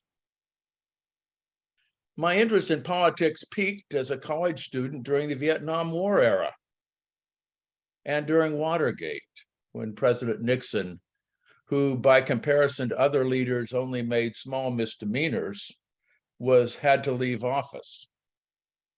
And it's been a key element in my life ever since. I have seen greatness in politics, and there can indeed be people of stature in politics, although seldom do we see them or talk about them. Nelson Mandela, Martin Luther King, Cesar Chavez and Dolores Huerta, here in the farm workers movement in California. Oscar Romero, the bishop who became politically active.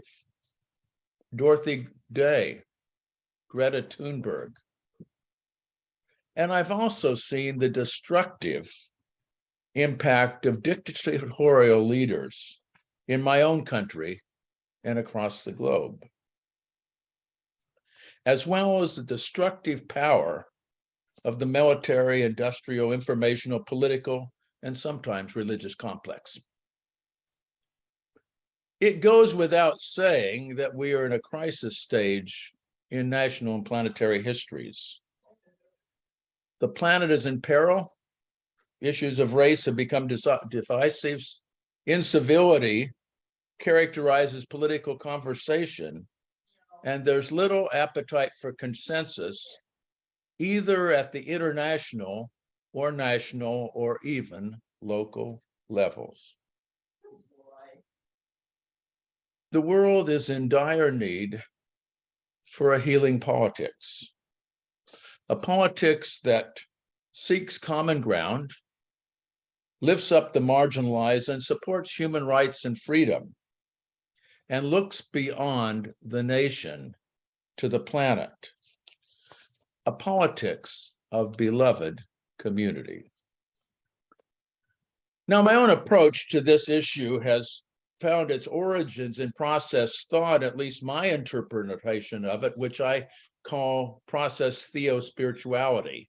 Some folks have heard of theopoetics, I know, but I think theo-spirituality better speaks of the situation. It's the connection of spirituality and theology, that theological movements have their origins in spiritual experiences and then try to interpret them. I see process theology as a foundation for joining the inner and the outer healing, for joining internal transformation with global and political transformation. I see process theology as the foundation for healing ourselves and our nations in the quest for beloved community. Whitehead notes that a person's character is shaped by their most deeply held beliefs. These deeply held beliefs shape our actions, and surely they shape our citizenship and the values of our leaders. And many of them actually, I think Andrew's typology well articulates some of the problematic as well as some of the hopeful possibilities. I certainly could not match my student on that point. We need a living vision, a theological vision, held humbly and open to growth. One that's grounded in the moral and spiritual arcs that flow through us and all creation. I believe, even though Whitehead said very little about politics directly, and certainly didn't see himself as a political philosopher, that process theology is intensely political. Anything that talks about the world is political. Anything that talks about relationships is political. Anything that talks about communities is political. And so, at the risk of being repetitious of Andrew and Patricia, who have probably said it much more succinctly than I will, I'll suggest a few elements of process theology that could be helpful in the quest for beloved community. These are entirely subjective on my part, by the way, but subjectivity is part of process thought, I believe. The first is one that's obvious to every process theologian, the whole notion of interdependence. There's that wonderful line from Whitehead, the whole universe conspires to create each moment of experience. As Andrew so well said, none of us stand alone in isolation. All of us are interdependent. All of us belong with one another, whether or not we notice it. In the biblical context, the most pitiable person is the isolated, self-made individual. We are made for interdependence. Ubuntu. We are made for interdependence. I am because of you. We are because of one another. The second element, the process theology could be helpful, is the notion of creative transformation as the heart of process thought. Agency is at the heart of reality.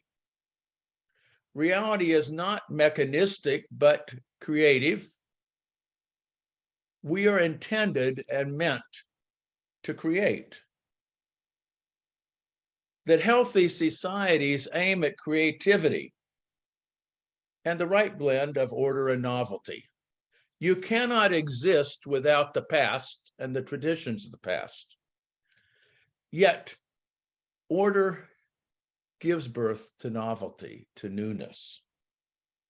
Culture and counterculture. Norms and breaking norms are at the heart of process thought. Whitehead's very familiar with the notion of the heaviness of past and tradition. There's a framework within which all things occur. On the other hand, the pure conservative goes against the nature of the universe. The pure conservative goes against the nature of the universe. Societies are intended to adventure. Societies are intended to grow. The divine is a source of order on the one hand and unrest on the other. It's interesting when I think of global theologies or global religions. In many ways, process theology seeks to join in the political realm the interplay of Taoism and Ruism or Confucianism. There is the laissez-faire element of life, of simply going with the flow of life that the Taoist sage Lao Tzu would suggest. On the other hand, the Taoist sage Lao Tzu needs the Confucian order simply to write the Tao Te Ching. The heart of process theology also involves the universality of experience. There is a democracy of the spirit in process thought.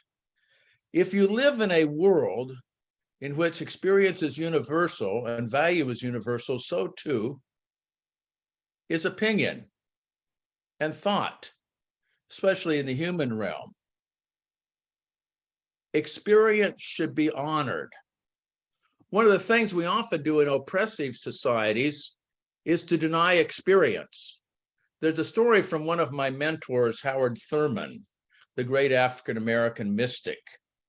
When he was a young boy growing up in Daytona Beach, Florida, he was hired by a businessman to rake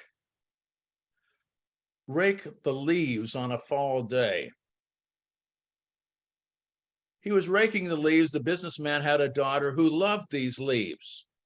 And like any child, and I still do it from time to time when I see a pile of leaves, I like to kick it. But every time he made a pile, she kicked the leaves. And eventually he got angry at her and said, if you keep doing this, I'm going to tell your father. This was some 110 years ago. She had a hat pin. I don't know how many of you even know what a hat pin is. She pulled out a hat pin and stuck him in the arm. And he shrieked. And then she said to him, Howard, I didn't know you could feel. In that context, the racism was so great that the other could not feel. A universality of experience is a universality of feeling, and a universality of feelings that need to be acknowledged. Unity and plurality are key themes in process that speak to politics. The many become one or increased by one. E pluribus unum, as we say in the United States, the many out of one and the one out of many. A healthy society encourages diversity of expression. There are 100 ways to kneel and kiss the ground, as Rumi is reputed to have said. The polarity of unity and diversity, unity and plurality require each other. Ideals. I think Adventures of Ideas, Whitehead's book, The Adventures of Ideas, could be a description of those wonderful ideas that inspired the growth of human history. There always are possibilities hovering above us or luring us forward. Politics is, as they say, the realm of possibility, and oftentimes that's used to talk about limitation, when in fact it can also be novelty and what's luring us forward. Well, an important question whenever we're talking about theology and philosophy is, so what? So what? What difference does it make? What difference does it make to see the world this way? And I think Andrew and Patricia articulated it very well. So perhaps I'm just going to be, as Whitehead said about Plato, just a footnote to Andrew and Patricia here. But process theology encourages a number of so whats. That's sort of the companion of the nothing but, I suppose. It encourages the creation of beloved communities, of healing communities, of communities that revel and delight in interdependence, that take seriously what we do in relationship to one another. Communities are beloved because they're empathetic. Process theology encourages the expansion of agency. a civilized society for Whitehead and process as one theology is one where people are encouraged to think big, to explore possibilities, to take seriously critical thinking, to be agents of their destiny.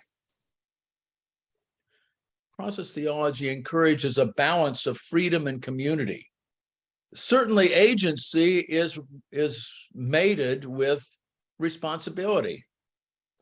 This is one of the hardest parts of politics, at least in the United States, a democracy, is how to balance agency and responsibility.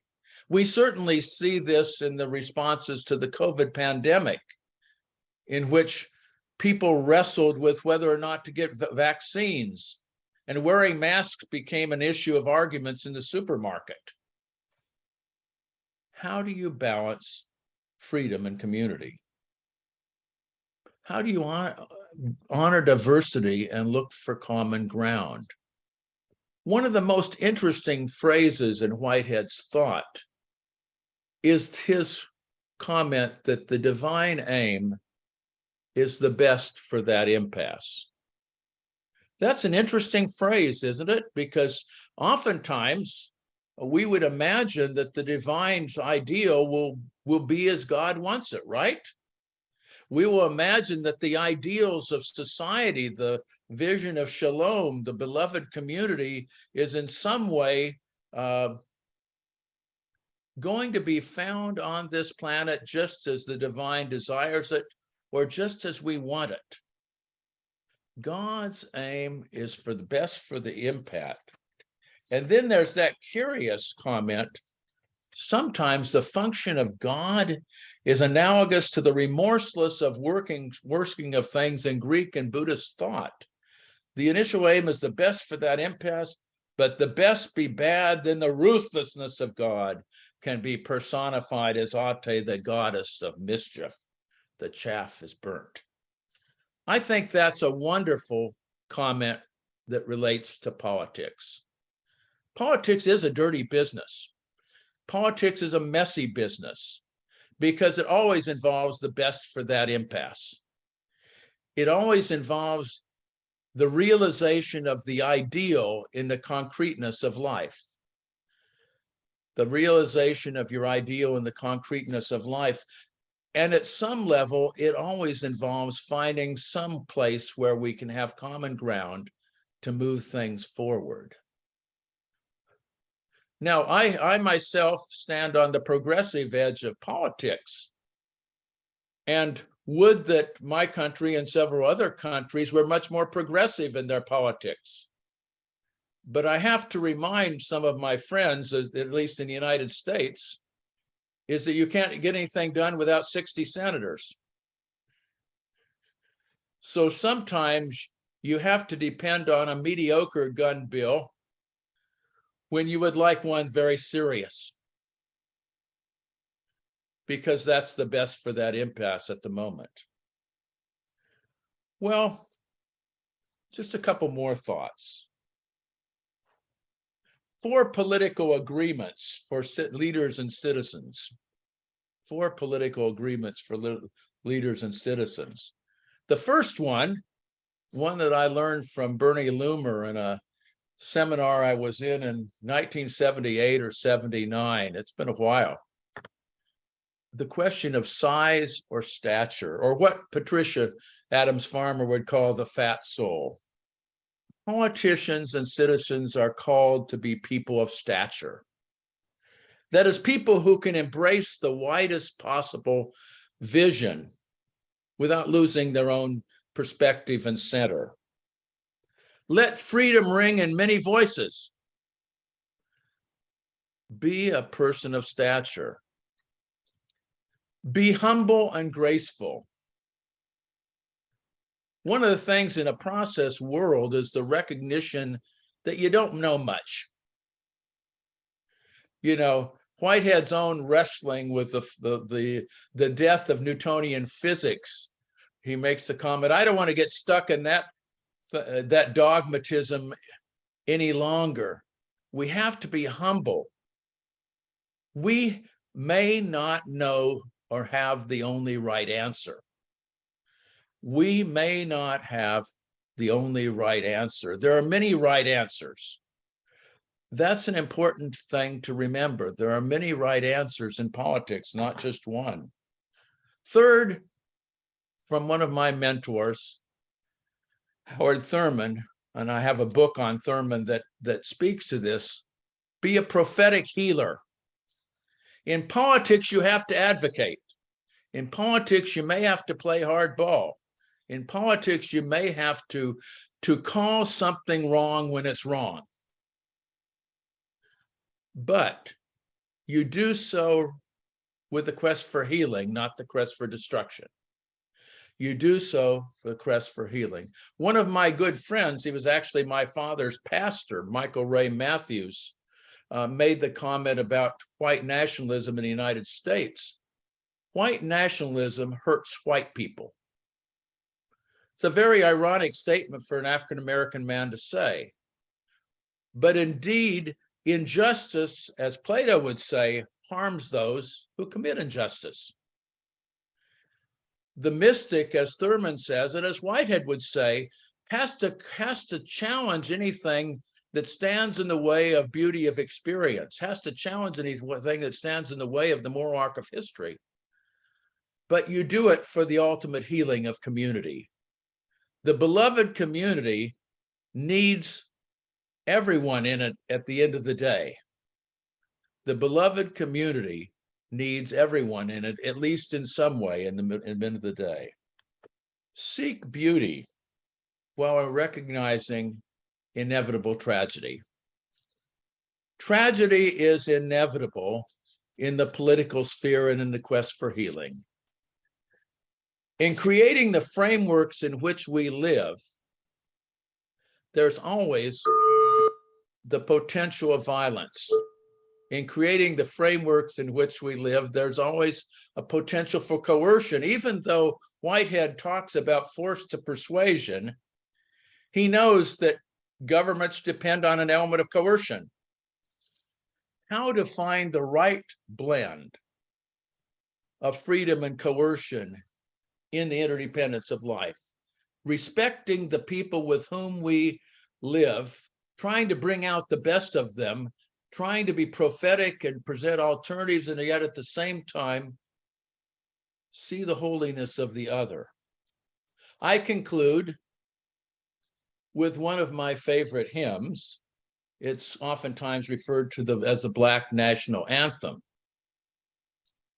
God of our weary years, God of our silent tears, thou who hast brought us thus far upon the way, thou who hast by thy might led us into the light, keep us forever on the path, we pray. Lest we stray from the places, our God, where we met thee, lest our hearts drunk with the wine of the world we forget thee, shadowed beneath thy hand, may we forever stand true to our God, true to our native land. Thank you very much. Yeah, thank you. All right, we've got a few minutes for some Q&A with Bruce. Do you have some thoughts? Do you have a question or two? Anyway, I have a question, general question. How can process thought help to defuse or disarm what I'll call theopolitical ideas of exceptionalism? Well, and I give the example in the Christian context of John 14:6, where Jesus says, "I'm the way, the truth, and the life." Okay. Well, every author ought to be self-referential. Andrew, I think, even showed a copy of his book there. Boy, I tell you, my book on the elephant is running, gives my answer. I think it's probably the best book out now on comparative faiths from a Christian point of view that wrestles with that issue. But on the exceptional issue, I think we can say that looking at the elephant again, and I like the elephant, except my elephant is moving, it's not standing still. Every living religion and every little living politics is moving. It's back to the transportation question. It's moving. to honor the fact that you yourself have a position that is part of that democracy of revelation, to honor the fact that others are touching the elephant also in different spots, and that their positions are also important. And with the running elephant, we capture different parts of it. Now, having said that,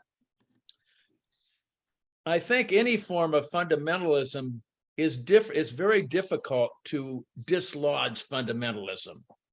The best we can do, and perhaps Sheri Kling will talk about this in her talk, is to deal with the fundamentalist in ourselves, to deal with the exceptionalism in ourselves, so that we can care for the person who differs from us, to know our limits, and appreciate that even the fundamentalist is seeking a certainty that may be the wrong certainty from our perspective, but seeking it.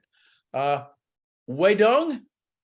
From your observation, is there process thought really influence the politicians, political figures in America? And do you see some trends or movement and in reality? And because I'm also interested that in this land, in China. So. Yes. Well, yes, that's wonderful. And question. It's hard to find a politician that studied a lot of philosophy.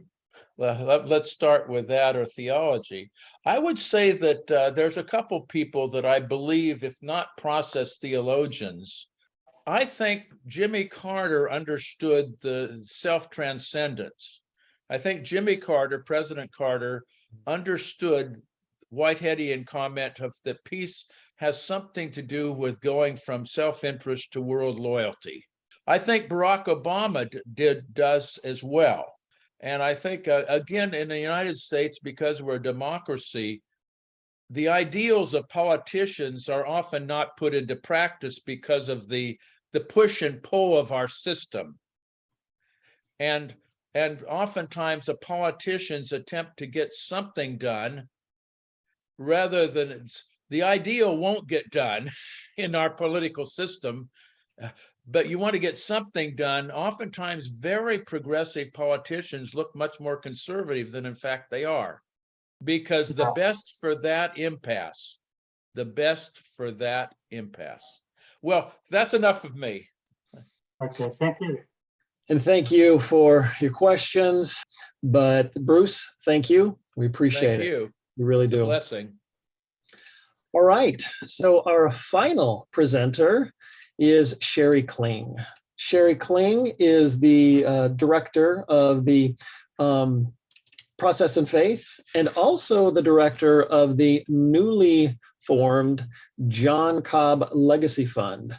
Sheri is also a writer, a teacher, and a constructive theologian who integrates the process relational philosophy of Alfred North Whitehead and the analytical psychology of Carl Jung, specifically for the purpose of seeking psycho-spiritual wholeness.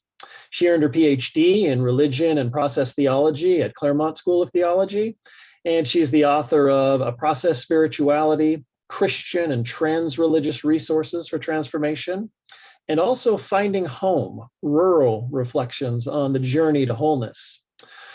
Her topic this evening comes out of her book, A Process Spirituality, where Sheri wrote about the resonances between the process thought of Whitehead and the psychology of Jung, and then presented dream work as a spiritual practice for transformation. Sheri, we are grateful to have you with us tonight. Take it away. All right. So thank you all. I just want to also thank the presenters who've spoken so far. What a wonderful evening this has been, and I'm so grateful to be a part of it. My topic today is wholeness and transformation, what I call a process spirituality. So I want to sort of throw the gauntlet down and say that if theology doesn't do real work, in other words, if it doesn't transform human lives, then my opinion is that it's of no value. Now, I want to say a word about theology, because we've used that word a lot today. And, you know, generally the word theology has been a word that's been most typically used in the Christian world. And it's often described as faith-seeking understanding. So we might think of theology as kind of like the philosophical side of religious faith. But it's also, we might say, it's faith-seeking understanding of that original mystery that some believers refer to as God. But now the term theology has begun to be used by even by non-theistic religions.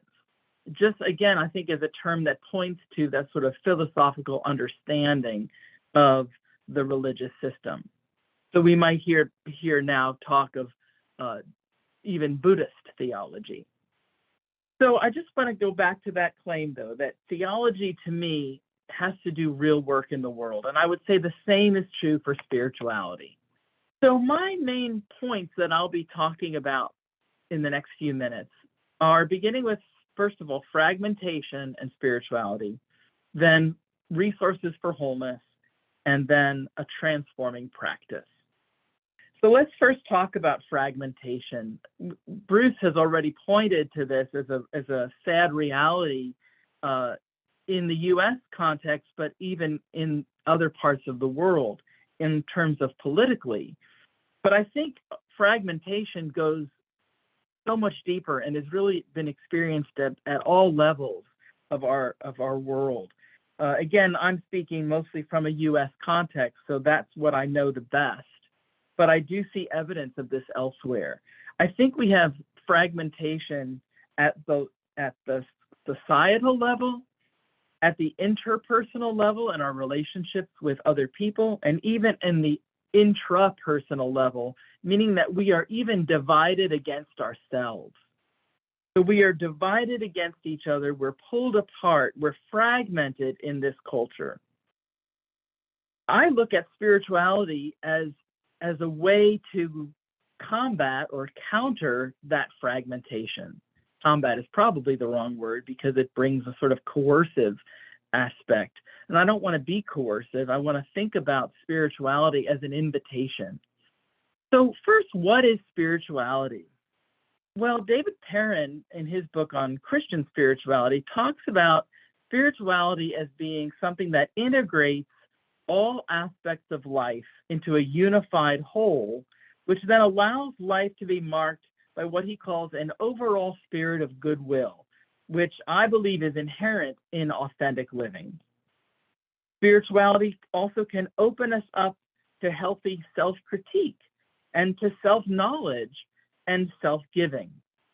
I see spirituality as something that is intrinsic to human nature, completely separate from religious systems. Now, I'm not saying spirituality is not related to religious systems, but it's seeing it as a part of human nature means it's not tied to any particular system.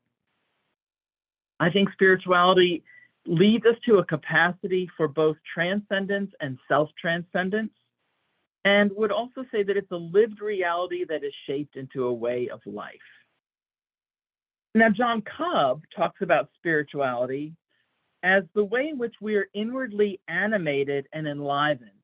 He says, often by the felt beauty that we experience in the natural world and in our relationships. Of course, Patricia talked a lot about beauty and the impact that beauty has on us. And it's that felt beauty that animates us and enlivens us.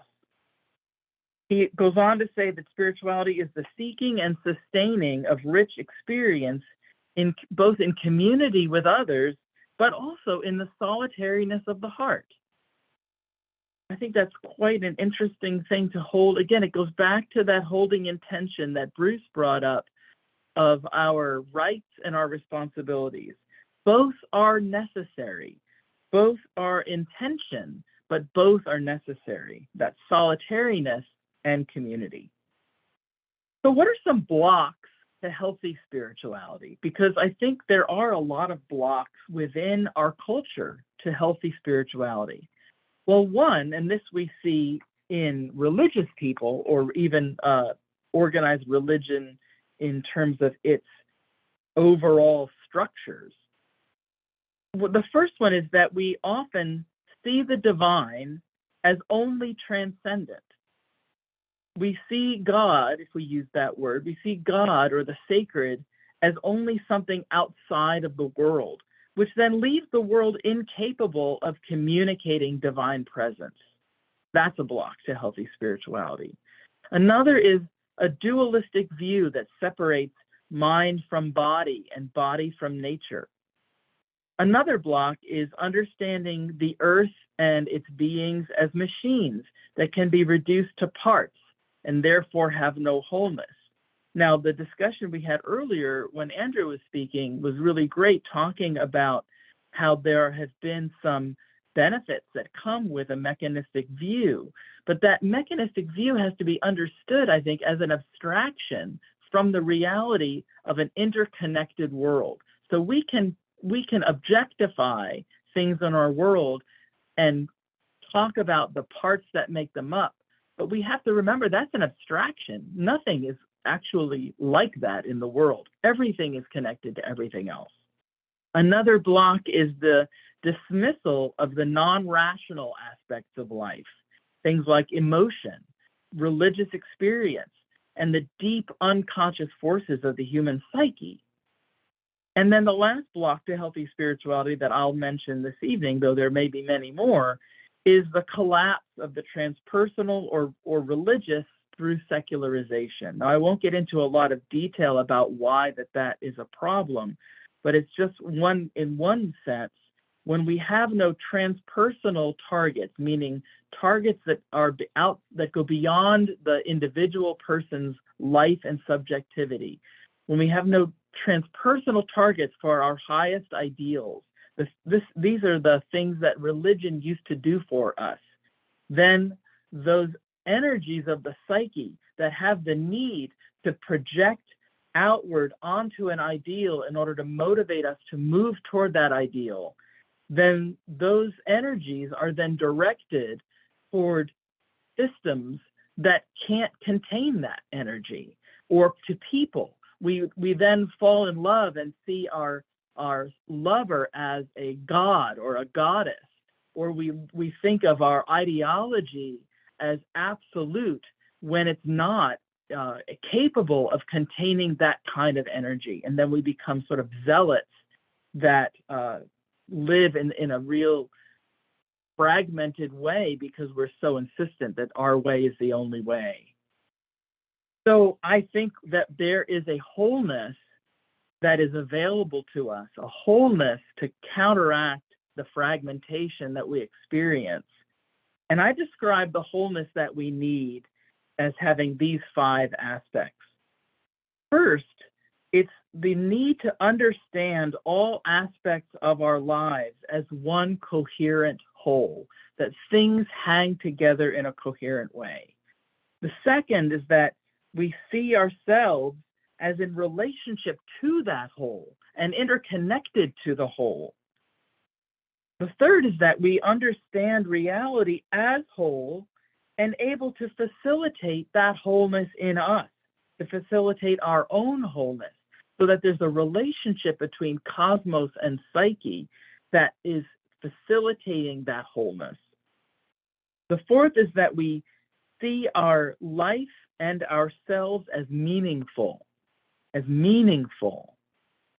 And finally, that we can know ourselves as able to experience positive change, no matter what our past has been, no matter what our background has been, that we have the capacity for positive change. Those 5 pieces describe the wholeness that I'm interested in, the wholeness that I think we need. Now, I think the reality that we live in is one that is both wounding and healing. So why do I say that? Well, first, the world as we know it, the reality that we live in, is marked by change, by flux, by perishing, and therefore it's inherently wounding. Things die, people die. people and animals that we love die or get sick. This is a wounding reality. There is no way around it.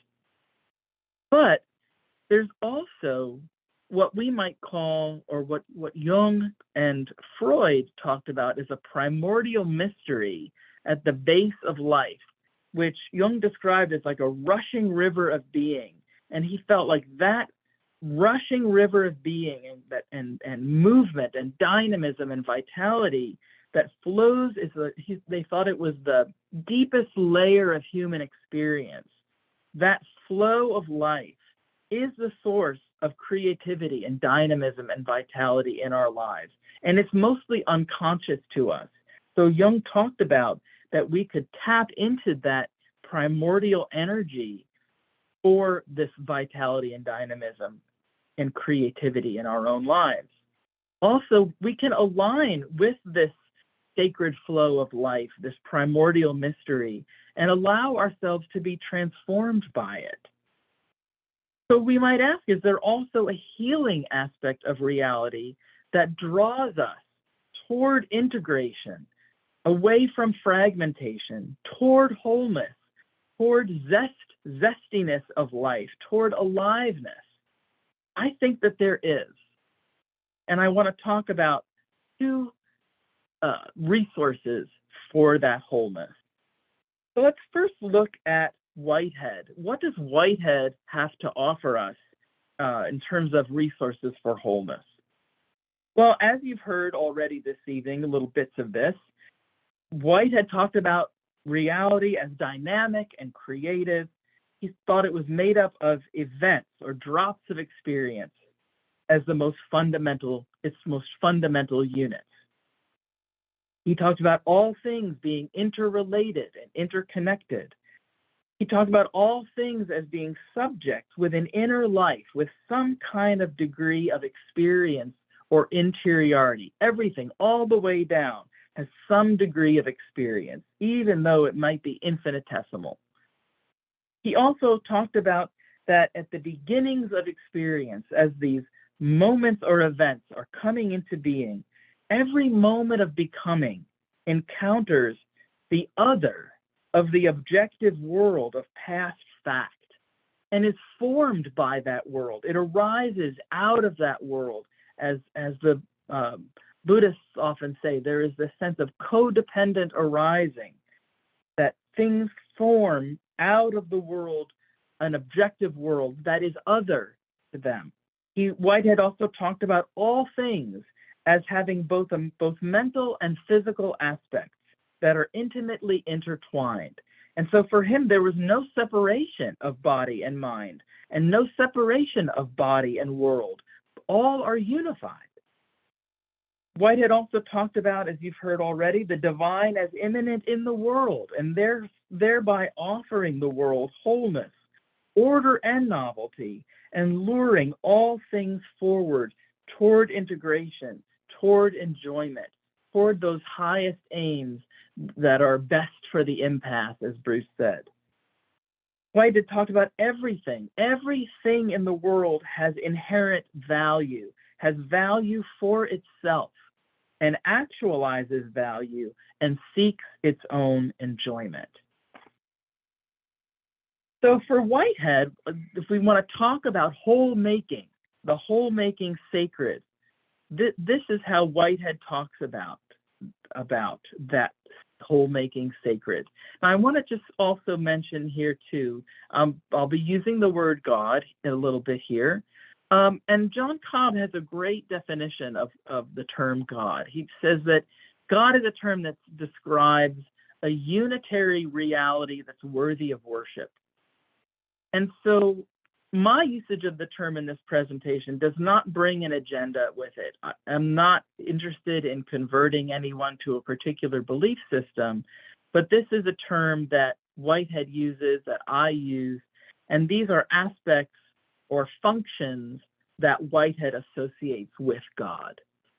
So first he says that God is present in every moment as it arises, that God and the world are mutually immanent, present in each other. He talks about evil and suffering as being the result of real freedom and agency, that real freedom exists. And so therefore things come into conflict that's just unavoidable. And the result of that is often evil and suffering. Whitehead talked about God's power as persuasive, that God works to lure every real thing toward its highest possibility, toward enjoyment and intensity of experience. And again, it was, as we talked about earlier, in Whitehead's system, he says there are no real individuals, no real love, and no real value achieved without real freedom. But as I said earlier, real freedom results in real conflict and pain. Well, what about Jung? What does Jung offer us, Carl Jung, the Swiss psychologist, in terms of wholeness? Well, first of all, he talks about, again, that the human psyche is also dynamic. It's also a kind of moving, processive psyche. It's not a static psyche. And so he's talked about the psyche as being made up of ego consciousness, and then a personal unconscious and a collective unconscious. So there's these aspects of the psyche that are both conscious and unconscious. So the conscious and unconscious parts of the psyche are in a balancing relationship where what is unconscious for us or unknown to us about ourselves can actually expand our awareness when brought to consciousness. Now, Jung, like Whitehead, Jung talked about at the depths of experience, we encounter an objective other. He called it the objective psyche or the collective unconscious. And that objective psyche confronts us and changes us and forms us. So for Jung also, body and mind, or soma and psyche, cannot be separated, but are joined actually through symbol and image. So for him, psyche, body, and world are all connected through meaning and through patterns of value. For Jung, the sacred is present and active in the human psyche as what he called the archetypal self. And he often referred to that archetypal self as a God image or an image of wholeness in the psyche that then facilitates our process of individuation and wholeness. And the purpose of individuation in Jung's thinking is to actualize value and one's own being in the world, to become a true, authentic person. I think it's very much like when Patricia Farmer talks about having a fat soul. I think one who is individuated has a fat soul. So what about Jung? How does Jung talk about whole making and the sacred and the nearness of that sacred to us? Well, for Jung, he talks about a function of the psyche, one function of the psyche that he terms the transcendent function. And that transcendent function is a source of novelty and creative flourishing in the human psyche. Now, he talks about, as I mentioned earlier, this balancing of unconscious and conscious contents of the psyche. Well, often those contents can be in direct tension, in a very painful way for us, when we feel split apart within ourselves, torn between two directions that we might want to go. Maybe we are torn between a more spiritual side of us and a more, what we might say, an instinctual side of us. And those things are in tension, and we feel that tearing at our hearts because we can't bear the tension of those two sides. But Jung says if we hold that tension, if we hold those opposing energies without repressing either side, that then a novel third way will emerge out of that tension that includes and yet transcends this painful opposition. But if we repress one way, if we just say, no, I will ignore that instinct and just elevate this more spiritual side of me, or vice versa. If we say, I'm going to ignore the spiritual pull that I have of my better angels, and I'm only going to act out of this more instinctual energy, then that is also equally dangerous, because we repress one and it just goes down into our unconscious and then drives our behavior in an unconscious way. So like when Bruce talked about getting to know our inner fundamentalist, that's exactly what's happening when Jung talks about that repressing of one side. So this transcendent function is what gives us that novelty. And so shadow work is one way to bring the consciousness of unconscious ideas. So what is a transforming practice that we might do to kind of bring all this together into something we experience for ourselves? So I use a Jungian style of dream work and in a spiritual way. And there are many people doing this now. There are groups to do dream work together, often in places like churches or other public gatherings. So a Jungian style, a Jungian approach to dream work, which is basically what we're talking about, is working with the nighttime dreams you have to examine all of the symbolic images in your dreams in terms of what you associate with those symbolic images. And then in the spiritual piece of that is bringing that awareness of, I want to tap into this rushing river of being, this sacred flow of life that will help me, that will lead me toward wholeness. So it's approaching dreams as a communication that can do that. In this kind of spiritual dream work, it helps us to discern our deeper callings and soul stirrings, what those highest possibilities are. We bring unconscious material to consciousness, which then allows us to heal our wounds and move toward greater wholeness. We can improve our relationships with others, because when we become more conscious of these unconscious parts of ourselves, Jung called them complexes, and those complexes can cause us to project things onto other people that are actually within ourselves, like that inner fundamentalist. And when we can become conscious of these parts of ourselves that drive our behavior unconsciously, we can then withdraw those projections from the other people and know that they are within us, and integrate that piece of us, and then we can experience less emotional reactivity. If we integrate the polarizing forces at work in our psyche, the way that we're divided against ourselves, by being more open to novel and expanded perspectives that transcend but include those opposing energies, this is a movement toward wholeness. We can also respond to the dynamic flow of life by engaging it as it is in the present moment. We can feel ourselves to be connected to all of life because we're having sacred encounters within our embodied lives, or what I call embodied experiences of wholeness. Then we can allow these expanded perspectives to bring us to new ways of living that are more compassionate, more loving, more beautiful, and more harmonious, and hopefully bring about that beloved community. So what does this mean? Well, I think if we then think with both Whitehead and Jung, we might say that reality at both the level of the cosmos and at the level of the psyche is marked by value, by relationality, and by transformation, and also by the immanent presence of the sacred or divine within the human and within the whole world.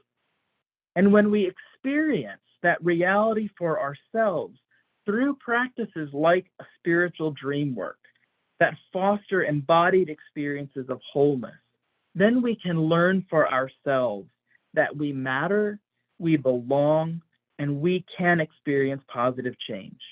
And this is true universally, no matter what our past has been, no matter what traumas we've experienced, no matter where we are in life.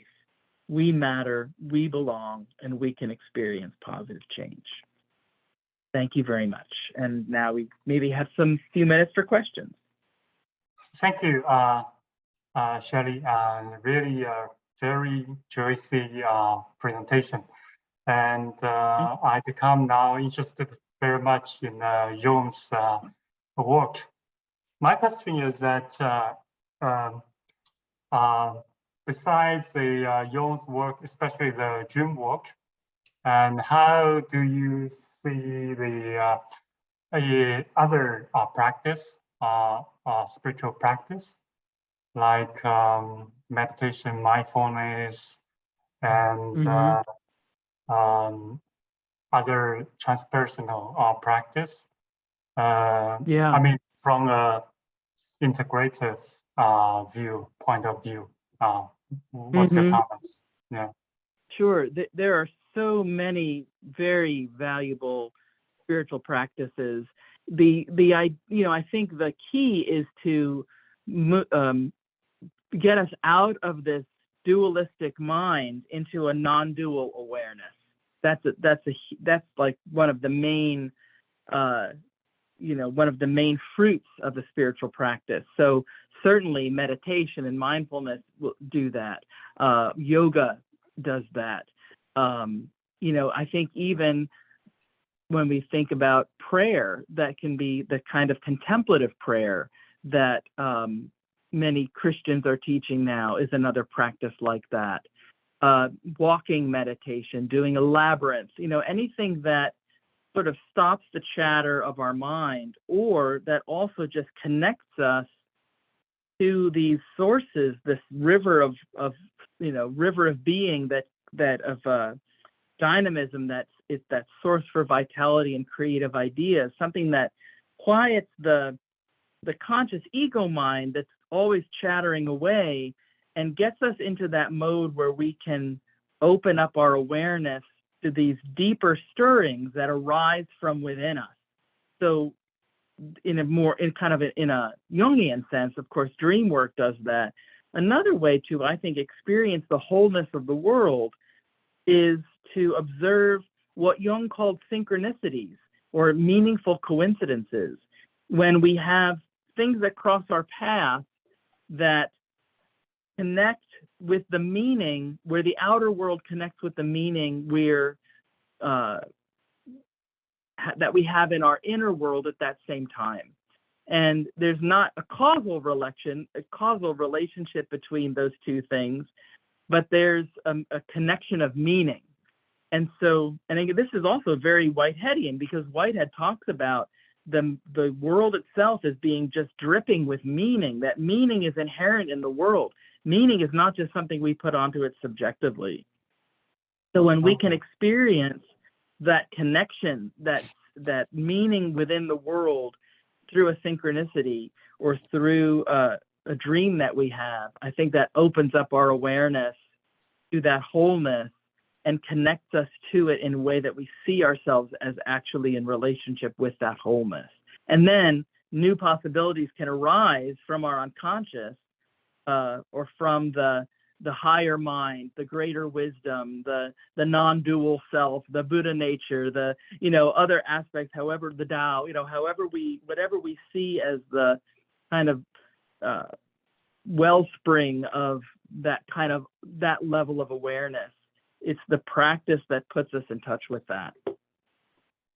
Beautiful. Thank you, Sheri.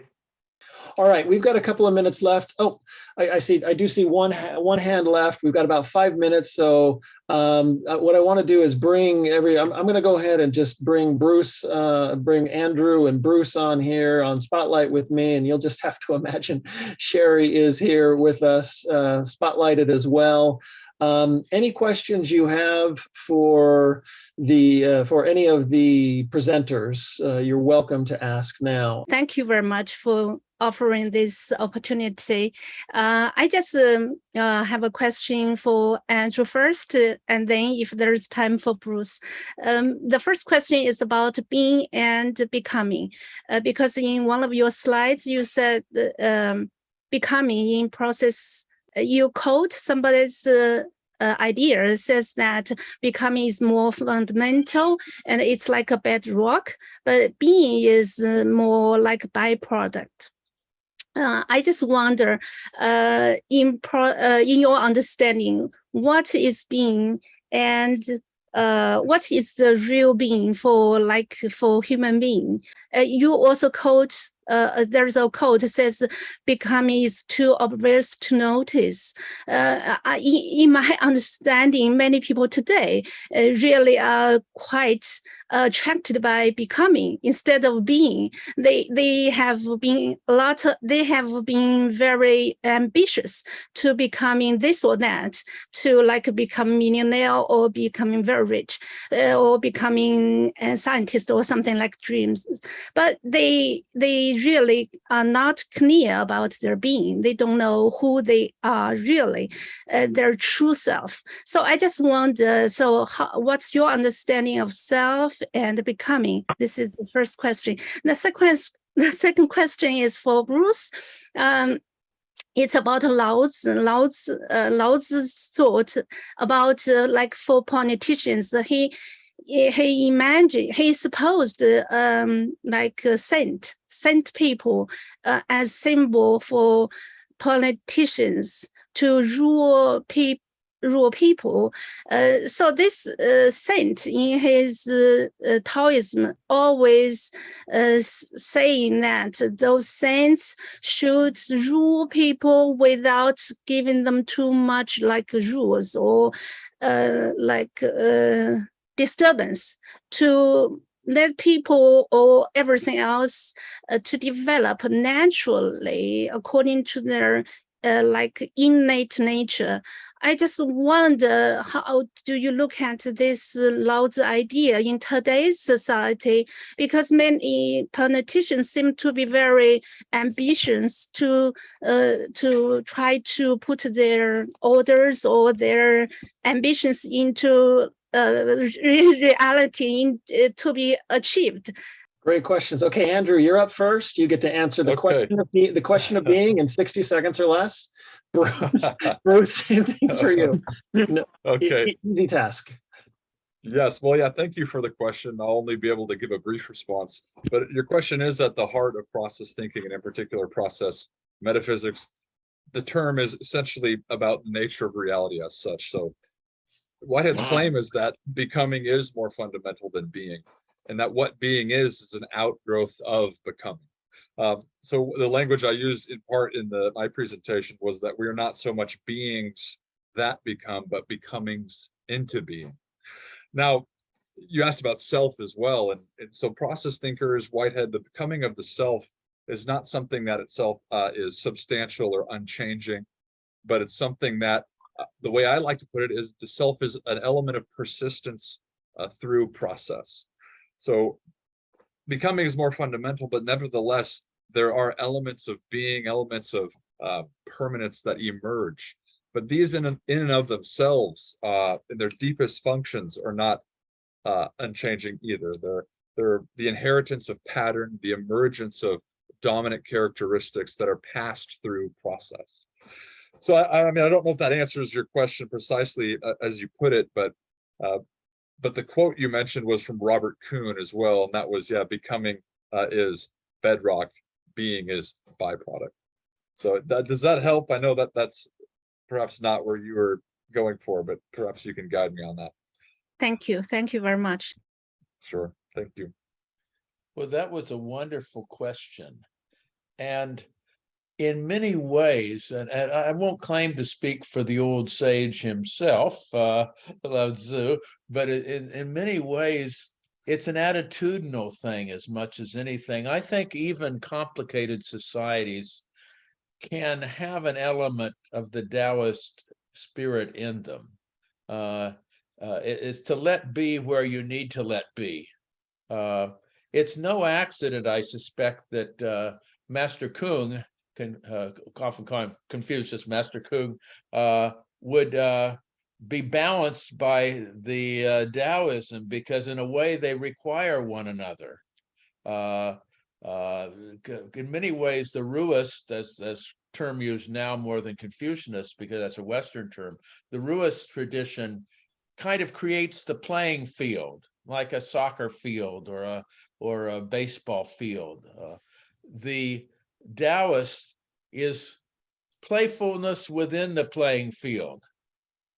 And, you know, and we need to be both. I mean, I was an administrator at a couple institutions, and I always felt my job was to create a widest possible field for people, and this was as a teacher too, for my students to have as much freedom as possible within the playing field of the class. Andrew can attest to that. I'm not interested in the small details, but go ahead and be creative and I won't get in the way of it. That's the sort of a Taoist way. Both are necessary, interesting enough. You need somebody to build the roads. You need somebody to make sure that the nation's borders are secure. You also need a looseness toward those things. You need a looseness. You need secure borders, but also invite asylum seekers into your nation.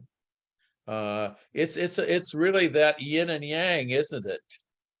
But thank you for asking the question. It was a beautiful question, and I honor that. Thank you for both of your answer. Very nice. Thank you. Yeah, Thank you for being here. Great questions. Well, folks, I think we're going to have to leave it there. Unfortunately, we've been together. I guess that was a quick 3 hours. Well, Thank you it's to our- almost midnight in DC, so I'm ready to go. Yes,